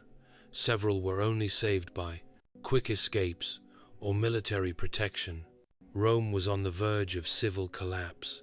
The conspirators, now clearly out of favor, realized their worst fear. They had not killed a tyrant. They had martyred a legend. Antony emerged from the funeral as the city's de facto leader, his popularity surging. The Senate wavered, the people raged, and Caesar's young heir, Octavian, was quietly making his way to Rome to claim what had been promised to him. The funeral had not soothed the Republic. It had ignited a firestorm. The Ides of March had been an execution, but the funeral that was the spark of revolution. Caesar was dead, but his legacy had become immortal, and now it was armed. When Julius Caesar named Gaius Octavius as his adopted son and heir in his will, most people didn't take the teenager seriously. He was just 18 years old, sickly, bookish, and untested. He had no army, no Senate seat, no real political clout. In short, he looked nothing like a threat. But Rome was about to learn that Octavian wasn't just Caesar's namesake. He was Caesar's spiritual successor in every sense. At the time of the assassination, Octavian had been studying in Apollonia, modern-day Albania, preparing to join Caesar on his upcoming Parthian campaign. When news of the murder reached him, he acted with startling speed and clarity. Ignoring advice to stay safe, he sailed straight to Italy and marched toward Rome, not as a general, but as Caesar's son, not legally yet, but emotionally and politically. He claimed the legacy immediately. Upon arriving in Rome, he began calling himself Gas Julius Caesar Octavianus, emphasizing his connection to the slain dictator. He didn't have power, but he had a name, and in Rome, that was enough to make people nervous. Octavian's first step was claiming the 300 million sesterces left by Caesar in fall, the will. Mark Antony, conveniently, was dragging his feet on releasing the funds. The Senate, still shaken by Antony's funeral theatrics, began to see Octavian as a potential counterweight. Octavian, ever the strategist, offered to pay the citizens from his own borrowed money, fulfilling Caesar's promises and winning the public's love. Next, he began courting Caesar's veterans. These were hardened men who had fought across Gaul, and in the Civil War. They had adored Caesar, and now they saw his son as the next great hope. Octavian promised them land, money, and revenge. Slowly but surely, his support base grew. Mark Antony, meanwhile, was consolidating power, but making enemies, particularly in the Senate. Tensions between Antony and Octavian simmered. It became clear that Rome wasn't big enough for both of Caesar's legacies. The Senate, ever opportunistic, began to shift its favor toward the young Octavian, hoping to use him as a blunt instrument to push Antony back into line. They underestimated him because Octavian wasn't just a grieving heir. He was a political prodigy, patient, calculating, and utterly ruthless. And, while Antony relished drama and spectacle, Octavian preferred quiet deals and long games. The boy no one took seriously was about to redraw the map of power in Rome. As tensions boiled in the aftermath of Caesar's murder, Rome hurtled toward another power reckoning. Mark Antony and Octavian were locked in a cold war, each claiming Caesar's mantle, each gathering armies, and each plotting how to control a republic, spiraling into chaos. But neither man could yet go it alone. Enter the forgotten third pillar, Marcus Aemilius Lepidus, a seasoned general and Caesar's former master of the horse. While less charismatic than Antony or Octavian, Lepidus still commanded legions and controlled parts of Spain and Gaul. In a moment of uneasy pragmatism, Octavian, Antony, and Lepidus struck a political bargain, the second triumvirate. Unlike the informal alliance between Caesar, Pompey, and Cassius years earlier, this one was official, legally sanctioned by the Senate, and given sweeping powers to restore order. In truth, it was a legalized dictatorship, shared between three very ambitious men with wildly different goals.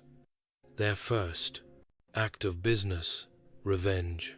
The triumvirs launched a brutal purge of political enemies. They drew up prescription lists, names of senators, equities, and anyone suspected of opposing them.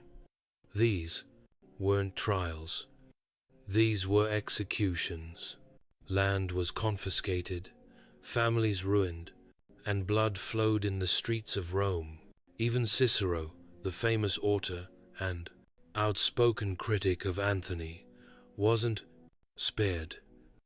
Octavian allowed his inclusion on the list, even though Cicero had supported him over Antony.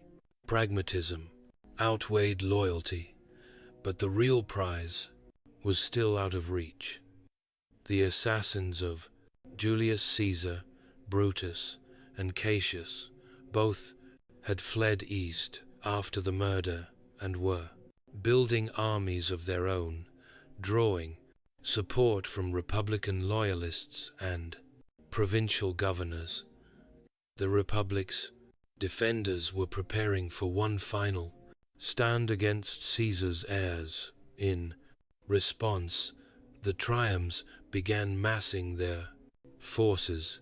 Octavian and Antony marched eastward, leaving Lepidus behind to govern Rome. Their destination, Philippi, in Macedonia. The Republic and the legacy of Caesar were about to collide in full-scale civil war, but already cracks were showing. The triumvirs were uneasy, partners united only by shared enemies. The moment those enemies were dealt with, everyone knew the knives would come out again. Rome wasn't healing, it was arming for the next round. The Republic was dying, not with legislation or reform, but with swords, alliances, and betrayals. Just as Caesar had warned, the die is cast. In 42 BCE, the fragile Republic faced its final test on the plains of Philippi in northern Greece. On one side stood Brutus and Cassius, the lead conspirators in Caesar's assassination. They now commanded a combined force of nearly 100,000 troops, backed by Republican senators and provincial allies. On the other side, the forces of the Second Triumvirate, Octavian and Mark Antony, united by vengeance and ambition. The stakes were colossal. This wasn't just about Caesar anymore. It was about the soul of Rome. Cassius and Brutus had the advantage of position and numbers. They fortified high ground and hoped to outlast their enemies. But Antony, the more seasoned general, proved aggressive and clever. On October 3rd, the first engagement broke out. Antony's forces broke through Cassius' lines, believing Brutus had also lost. Cassius committed suicide on the spot, using the forest same sword he'd once turned against Caesar. But Brutus held firm for a few weeks longer. On the 23rd of October, the second battle commenced. Brutus, without Cassius and now heavily outnumbered, made a final stand. His troops fought valiantly, but Antony's cavalry outflanked them. As his army crumbled, Brutus withdrew and, like his co-conspirator, took his own life. His final words, a mix of regret and duty, "Virtue, you were a mere name." The death of Brutus marked the symbolic death of the Roman Republic. The ideal of shared governance, checks and balances, and senatorial rule was buried. Alongside him, with the victory at Philippi, Antony and Octavian emerged as masters of Rome. But their alliance, already built on necessity more than trust, began to strain immediately. Antony lingered in the east, growing closer to Cleopatra, Queen of Egypt. Octavian returned to Rome, consolidating his power and framing himself as the prior, defender of Roman values. Back in the capital, Octavian pushed land reforms to satisfy Caesar's veterans, reshaped the Senate, and positioned himself as the calmer, more stable voice, in contrast to Antony's exotic escapades. The civil wars were not yet over, but The dream of the old republic was. The Senate was a ghost of its former self, and political power now belonged to those who commanded armies and loyalty. What began with the murder of one man had unraveled an entire system. The battlefield at Philippi didn't just bury Brutus and Caesar, it buried the Republic itself. With Brutus and Caesar dead and the Republic in ruins, Rome was left in the uneasy hands of two victors, Octavian and Mark Antony. But if history had taught the Romans anything, it was this: power never stays shared for long. At first, the second triumvirate limped forward. Octavian ruled the West, Antony controlled the East, and Lepidus was pushed into political irrelevance. The two main rivals pretended at cooperation, but beneath the surface, they were maneuvering for total control. The breaking point came not in Rome, but in Alexandria, Egypt. Antony had become entangled both politically and romantically with Cleopatra VII, the powerful and ambitious queen of Egypt. To many in Rome, this relationship was more than scandalous. It was treasonous. Rumors swirled that Antony intended to divide the Roman Empire among Cleopatra's children, even crown her as Queen of Rome. Whether true or not, Octavian seized the opportunity. He launched a relentless propaganda campaign, portraying Antony as a man seduced by the East, corrupted by luxury, and bent on destroying Roman traditions. Cleopatra was painted as a foreign temptress, manipulating Rome's destiny. From afar, the Senate, nervous and eager to side with stability, backed Octavian. In 31 BCE, the two titans clashed at the Battle of Actium, a naval showdown off the western coast of Greece. Octavian's general Agria outmaneuvered Antony's fleet. The result, a catastrophic defeat. Antony and Cleopatra fled to Egypt, where a year later they both committed suicide. The final obstacle was gone. Octavian returned to Rome, not just as a victor, but as something new. In 27 BCE, he formally handed back powers to the planned Senate, only for them to immediately grant him unprecedented authority. He was given the title Augustus, meaning the revered one. It was a master stroke. He appeared to restore the Republic all, while quietly becoming its emperor in all but name. Thus was born the Roman Empire. Augustus ruled for over 40 years, bringing stability, prosperity, and a carefully curated image of peace. But behind that facade was the truth. The Republic had died with Caesar on the Ides of March. What followed was not rebirth, but transformation. The daggers meant to restore liberty had instead cleared the path for monarchy. Caesar's blood fertilized the soil from which an its emperor grew, and Rome would never be the same again. Tokugawa Ieyasu entered the world in 1543 as Matsuura Takeo, a child born into turbulence.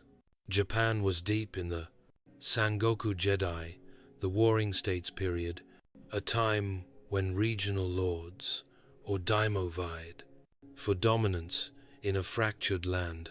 Alliances shifted overnight, betrayal was routine, and bloodshed was business.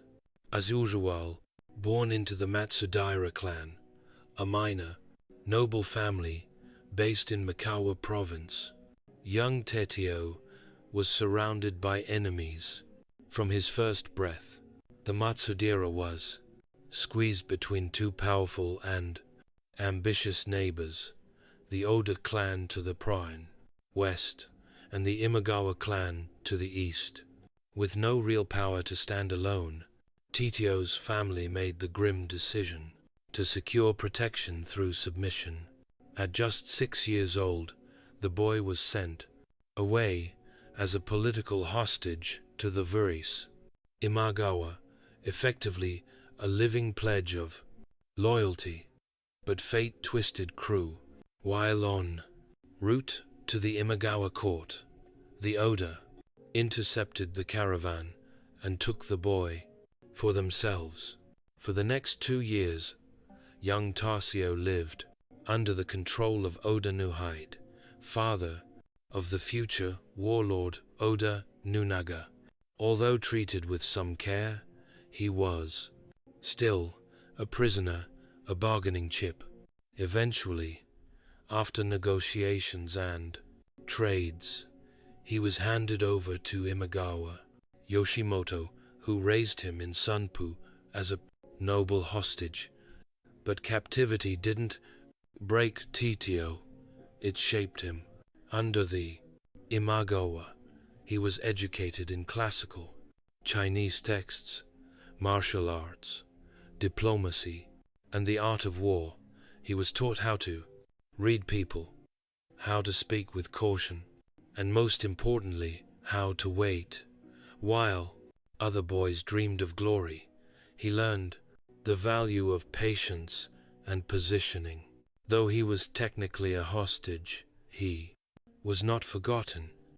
His father died 1549, leaving the young boy head of the Matsura clan in name.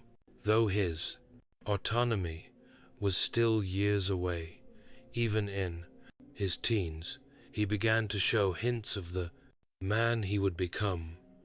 Quiet, deliberate, always watching, his childhood was not defined by freedom, but by survival, and in an era where the hot-headed were quickly eliminated, that might have been the best training of all.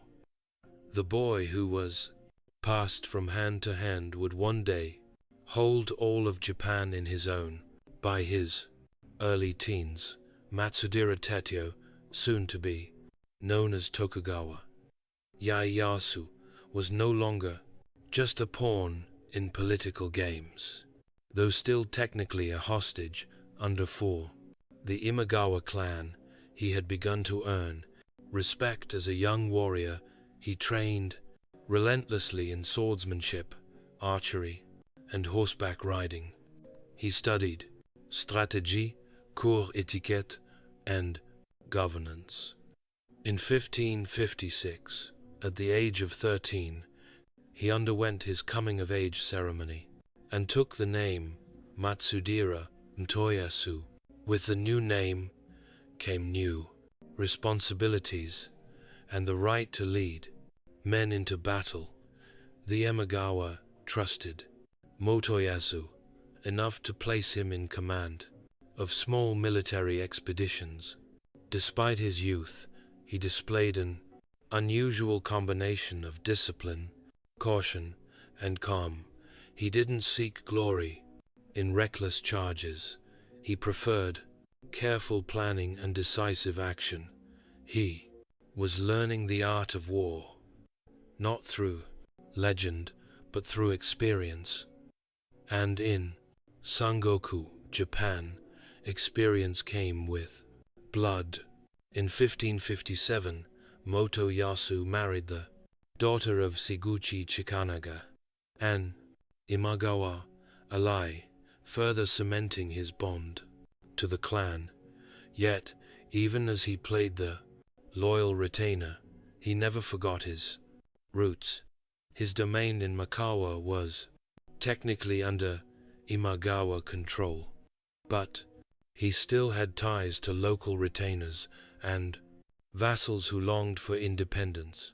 Motoyasu would be his time, just as he always had.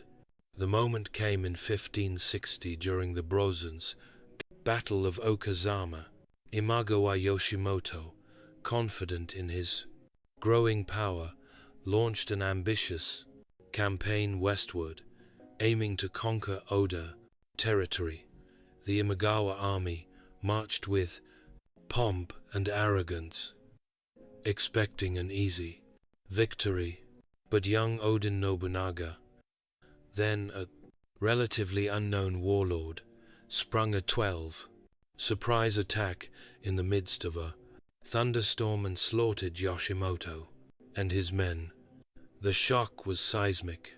The Imagawa were decapitated overnight. Their vassals, including Motoyasu, were left leaderless and vulnerable.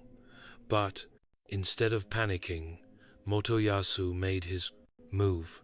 He seized control of Okazaki Castle, his family's ancestral seat, and quietly declared independence.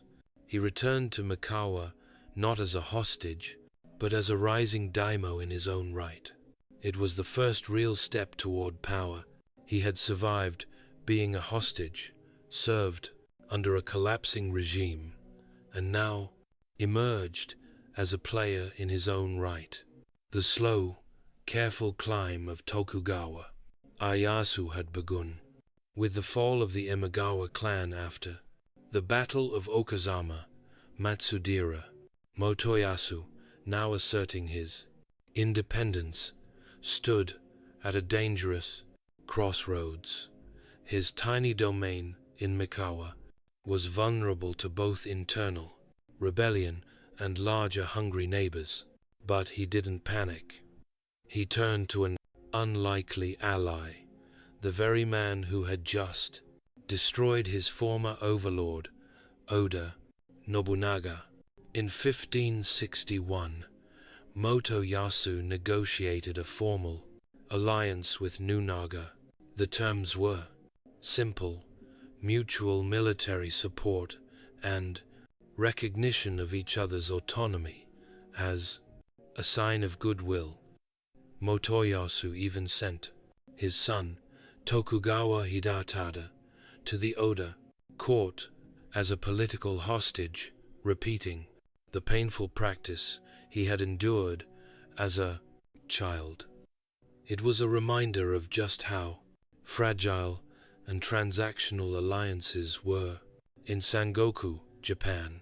To mark this new chapter in his life, Motoyasu adopted a new name, Tokugawa Ieyasu. The change wasn't just cosmetic. It connected him to an ancient and noble lineage, lending his rule a sense of legitimacy and destiny. It was a calculated move. The Tokugawa name would echo through history, but at this point, it was still an aspiration. Ieyasu spent the next 2 decades building his strength, while Nobunaga expanded rapidly, crushing rival clans and reshaping central Japan with fire and steel. Ieyasu took a more measured approach. He focused on consolidating Mikawa, instituting land reforms, calming rebellious vassals, and modernizing his army. His administration emphasized loyalty, discipline, and slow, steady development. Despite their differences in temperament, Nobunaga was brash and violent, Ieyasu cautious and calculating. The alliance held firm. Ieyasu supported Nobunaga in campaigns against powerful enemies like the Taira clan, even participating in pivotal battles such as Mikitagahara and Nagashino. But it wasn't all smooth sailing. The tension between their ambitions was always bubbling beneath the surface. Nobunaga was a man who devoured rivals and demanded obedience, Ieyasu, on the fomented other hand, was building quietly, waiting for an opportunity to rise on his own terms. That opportunity came in 1582, when Agetke Mitsuhida, Adisgrundlet Vassel, betrayed Nobunaga and forced him to commit suicide during the infamous incident at Hanoji. Nobunaga was gone, and Japan was once again without a central power. Ieyasu didn't rush in. He retreated, reorganized, and watched. The pieces on the board were moving, and he, as always, would wait for the right time to strike. With Oda, Nobunaga dead, and Japan plunged into uncertainty, the scramble for power resumed. But among all the generals and warlords, one man moved faster and more ruthlessly than the rest: Toyotomi Hideyoshi. Within days of Nobunaga's assassination, Hideyoshi avenged his master and swiftly filled the power vacuum, emerging as the new de facto ruler of central Japan. Tokugawa Ieyasu, still recovering and consolidating in Mikawa, chose not to challenge Hideyoshi directly. He knew the writer's timing wasn't right. Though he had the strength and the ambition, he lacked the nationwide support needed to take on someone with Hideyoshi's momentum. Instead, he did what he always did best. He adapted. In 1584, tensions between them finally boiled over at the Battle of Kamaki and Nagakout. It was one of the few times Ieyasu took a direct military stand against Hideyoshi.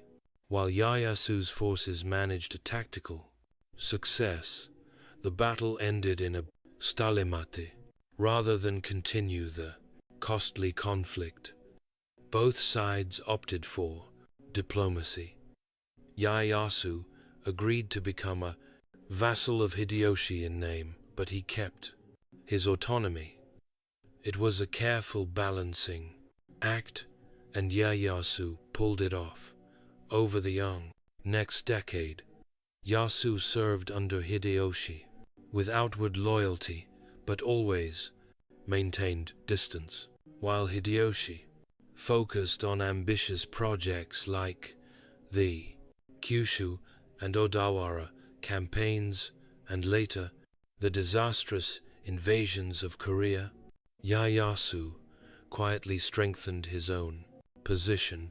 He expanded his influence into the Kanto region, relocated his base to Edeto, modern-day Tokyo, and reorganized his domain into a fortress of future ambition. Ieyasu also kept a close eye on Hideyoshi's succession plans. Hideyoshi had no adult heir, and his young son, Hideyori, was barely a child when born in the Itenwu by Joshisan. Sensing the long game, Ieyasu positioned himself as a stable elder statesman, ready to support the Toyotomi family when the time came. In truth, he was laying the groundwork for a future takeover. When Hideyoshi died in 1598, he left a council of 5 regents to govern until Hideyori came of age.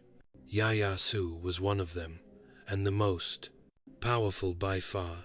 He had waited, obeyed, and survived, while others flamed out in glory.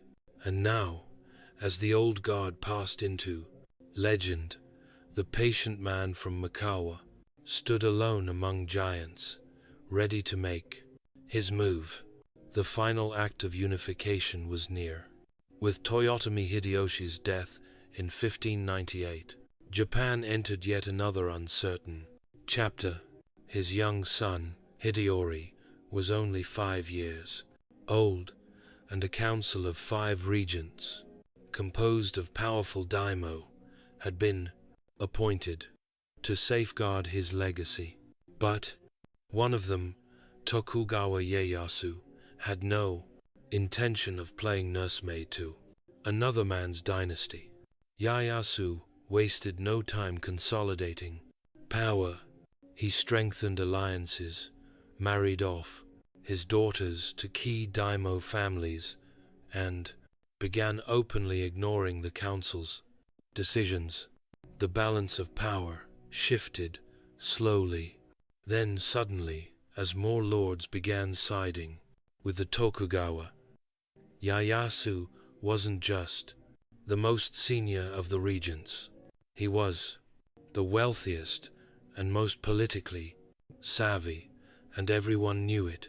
Meanwhile, opposition gathered behind Ishida Mitsunari, a loyalist to the Toyotomi cause and a court official with little battlefield experience, but plenty of ambition. Ishida accused Ieyasu of violating Hideyoshi's will and began rallying daimyo under a banner of defending the Toyotomi legacy. Many of these lords didn't particularly love Hideyori, but they feared more. Lines were drawn. Japan was again hurtling towards civil war. In 1600, Ishida launched a preemptive strike, hoping to crush Tokugawa before he could fully mobilize. Ieyasu, ever patient, had anticipated this. He gathered allies under what would be known as the Eastern Army, while Ishida commanded the Western Army. Nearly 160,000 troops would face off in what would become the largest and most decisive battle in Japanese history. But Ieyasu had one more weapon: deception. He secretly negotiated with daimyo within Ishida's ranks, including Kobayakawa Hideaki, who was promised lands and rewards in exchange for betrayal. On the eve of the conflict, the future of Japan would hinge not just on swords, but on who could be convinced to switch sides at the right moment. As the armies gathered near a foggy crossroads in Sekihara, few could predict what the next day would bring. For some, it was a final stand for tradition. For others, it was just another civil war. But for Ieyasu, it was the culmination of 6 decades of survival, strategy, and sacrifice. If he won here, the dream he had quietly nurtured since childhood would finally become reality. A Japan united under his rule. On the 21st of October, 1600, the misty plains of Sekihara became the stage for the final, thunderous act of Japan's age of civil war. Over 160,000 troops stood arrayed across the battlefield. Tokugawa Ieyasu's Eastern Army facing off against Ishida Mitsunari's Western Army. The stakes were nothing less than the future of Japan. Ieyasu, ever the strategist, had positioned his troops with care, anchoring his lines along a ridge and placing trusted allies at key points. But his real plan didn't hinge on tactics alone. He had spent weeks secretly negotiating with several of Ishida's commander, dangling promises of land and titles. The most important of them all was Kobayakawa Hideaki, whose betrayal would tilt the balance. As the bold morning fog lifted, volleys of gunfire and arrow showers marked the brutal beginning. The two armies clashed violently, with neither side gaining a clear edge. For hours the battle teetered, blood soaking the fields, and samurai clashing in desperate chaotic Jules. Ieyasu remained calm, waiting for the moment he had engineered. That moment came in the early afternoon. Kobayakawa, still perched on the sidelines with thousands of troops, had yet to commit. Ieyasu, frustrated, ordered his musketeers to fire on his position, not as an attack, but as a wake-up call. The message was clear: act now or be crushed. Kobayakawa made his move. His forces suddenly turned on the Appalachian Western Army, slamming into the flank of Ashida's men. The effect was immediate and devastating. Panic spread, cohesion broke, and other wavering commanders followed suit. What had been a balanced battle turned into a slaughter. Ishida fled, but was soon captured. Many of his allies were hunted down and executed. Those who survived lost their domains or were forced to submit to Tokugawa authority. The Eastern Army had triumphed not just by numbers, but through timing, manipulation, and sheer psychological mastery. The victory at Pessin's Sekihara wasn't just a military win. It was the final nail in the coffin of the fractured Sengoku era. Ieyasu had eliminated his last major rivals. He didn't just win a battle, he seized control of Japan. Now he didn't have to wait anymore. The throne of power long contested was finally his. All that remained was to make it official. And Ieyasu, patient as ever, was ready to shape Japan into something new under his unshakable rule. Victory at Saigara gave Tokugawa Ieyasu control of Japan in practice, but not yet in title. For 2 years, he worked quietly behind the scenes, restructuring power, redistributing thieves, and rewarding loyalty while punishing defiance. His most dangerous opponents were eliminated. The rest bent the knee. Yet, Ieyasu knew that military dominance alone wasn't enough. He needed legitimacy. In 6003, the final reward came. At the age of 60, Ieyasu was officially appointed Shogun, barbarian, subduing great general by the emperor in Kyoto.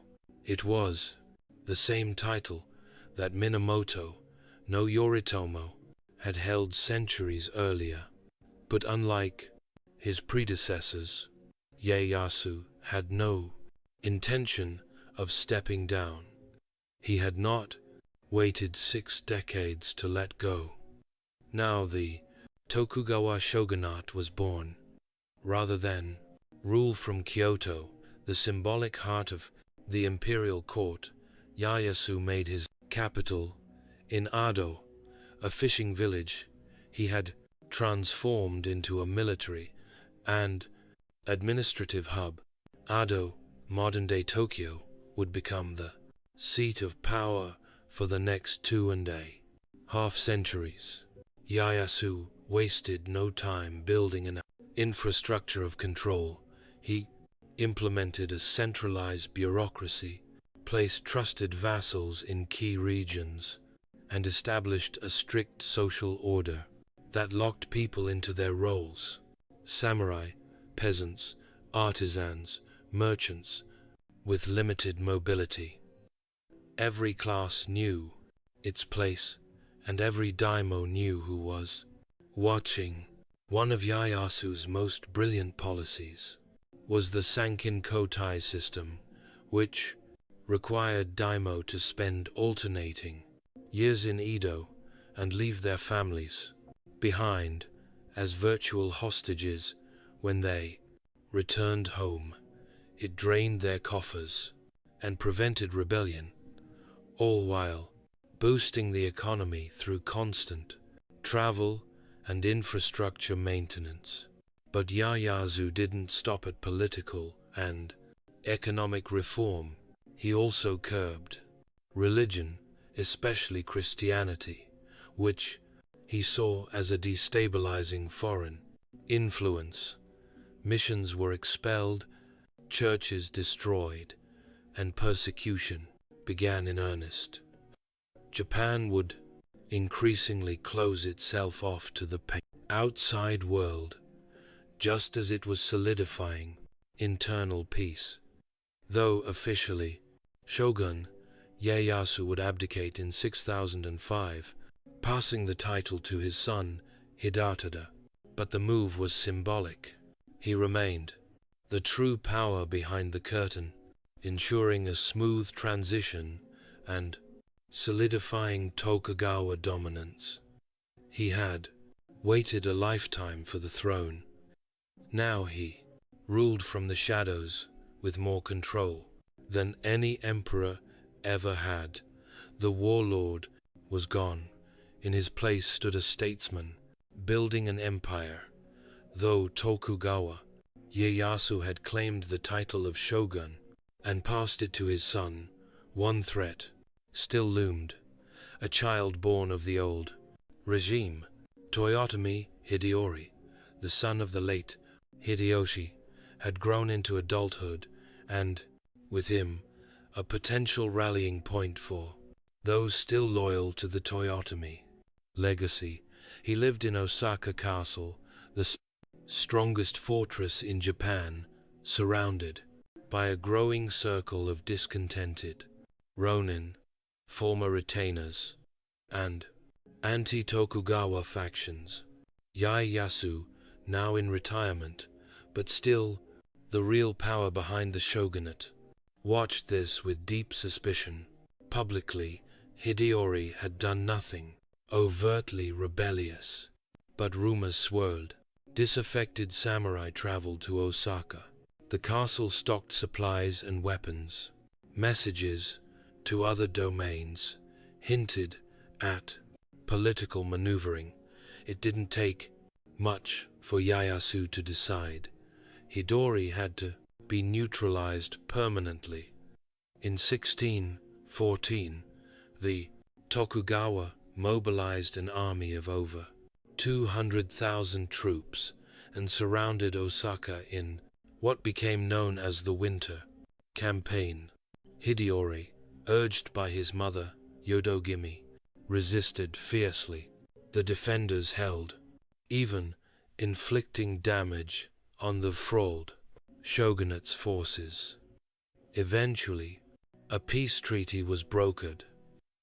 Osaka's mows were to be filled in, and the threat, it seemed, was over. But Ieyasu wasn't finished. In 1615, he found a pretext to resume hostilities, claiming Hideori had violated the truce by rebuilding defenses.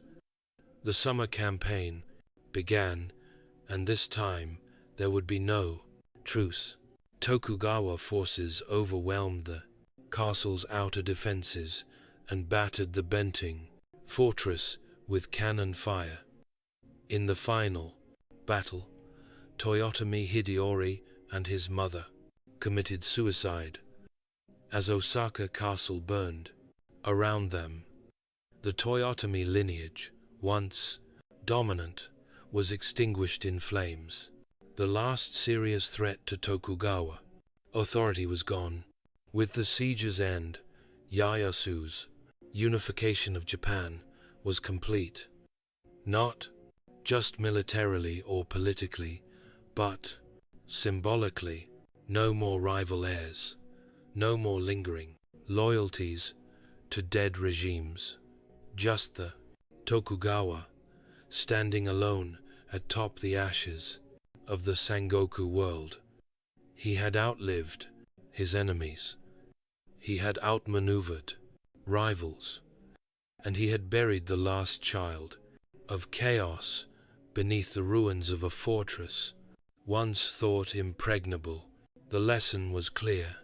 There would be no second act for civil war in Japan, not while Tokugawa Ieyasu's system endured. In 1616, Tokugawa Ieyasu died at the age of 73, a remarkable age for a man who had survived decades of war, betrayal, and political gamesmanship. But his death didn't bring uncertainty. Quite the opposite. Ieyasu had engineered one of the most stable regimes in Japanese history, and when he passed, the system he built continued to function like a well-oiled machine. His son, Hidetada, had already succeeded him as shogun, and his grandson Yamitsu was being groomed to follow. Unlike the fragile lines of the Minamoto or Ashikaga before him, Ieyasu ensured that the Tokugawa dynasty would survive through institutions, not just personalities. Power wasn't passed with swords anymore. It was passed with rules, alliances, and legacy. Ieyasu's body was buried at Kunoan, Toshogu, but later re-entered at Nikko, where he was deified as Tosho Daigongan, the great incarnation of the light of the East. A sprawling, ornate shrine was erected in his honor, becoming one of the most sacred places in all of Japan. He wasn't just remembered as a shogun, he became a god, a symbol of order, longevity, and iron discipline. Under his successors, Japan entered the Edo period, a span of over 250 years of relative peace and stability. Foreign influence was sharply limited. Christianity was outlawed. The country was effectively sealed off in the policy of sakoku, or national isolation. Trade was restricted. Social classes were frozen in place. It was not freedom, but it was peace. The samurai, once fierce warriors, became bureaucrats and administrators. Cities grew, agriculture thrived, and a unique culture of literature, ukiyo art, kabuki theater, and strict etiquette blossomed. Ieyasu had turned a fractured, war-torn nation into a hierarchical, centralized state with a firm grip on every aspect of society. And yet, his greatest legacy may not be the empire he built, but the lesson he taught. Patience wins empires. While Nobunaga ruled with fire, and Hideyoshi ruled with charisma, Ieyasu ruled with strategy. He didn't rush, he didn't gamble. He waited, watched, and when the moment came, he struck and never let go. The boy once passed from warlord to warlord as a hostage would become the unchallenged architect of Japan's longest peace. His life was a masterclass in restraint, and his legacy reshaped a nation.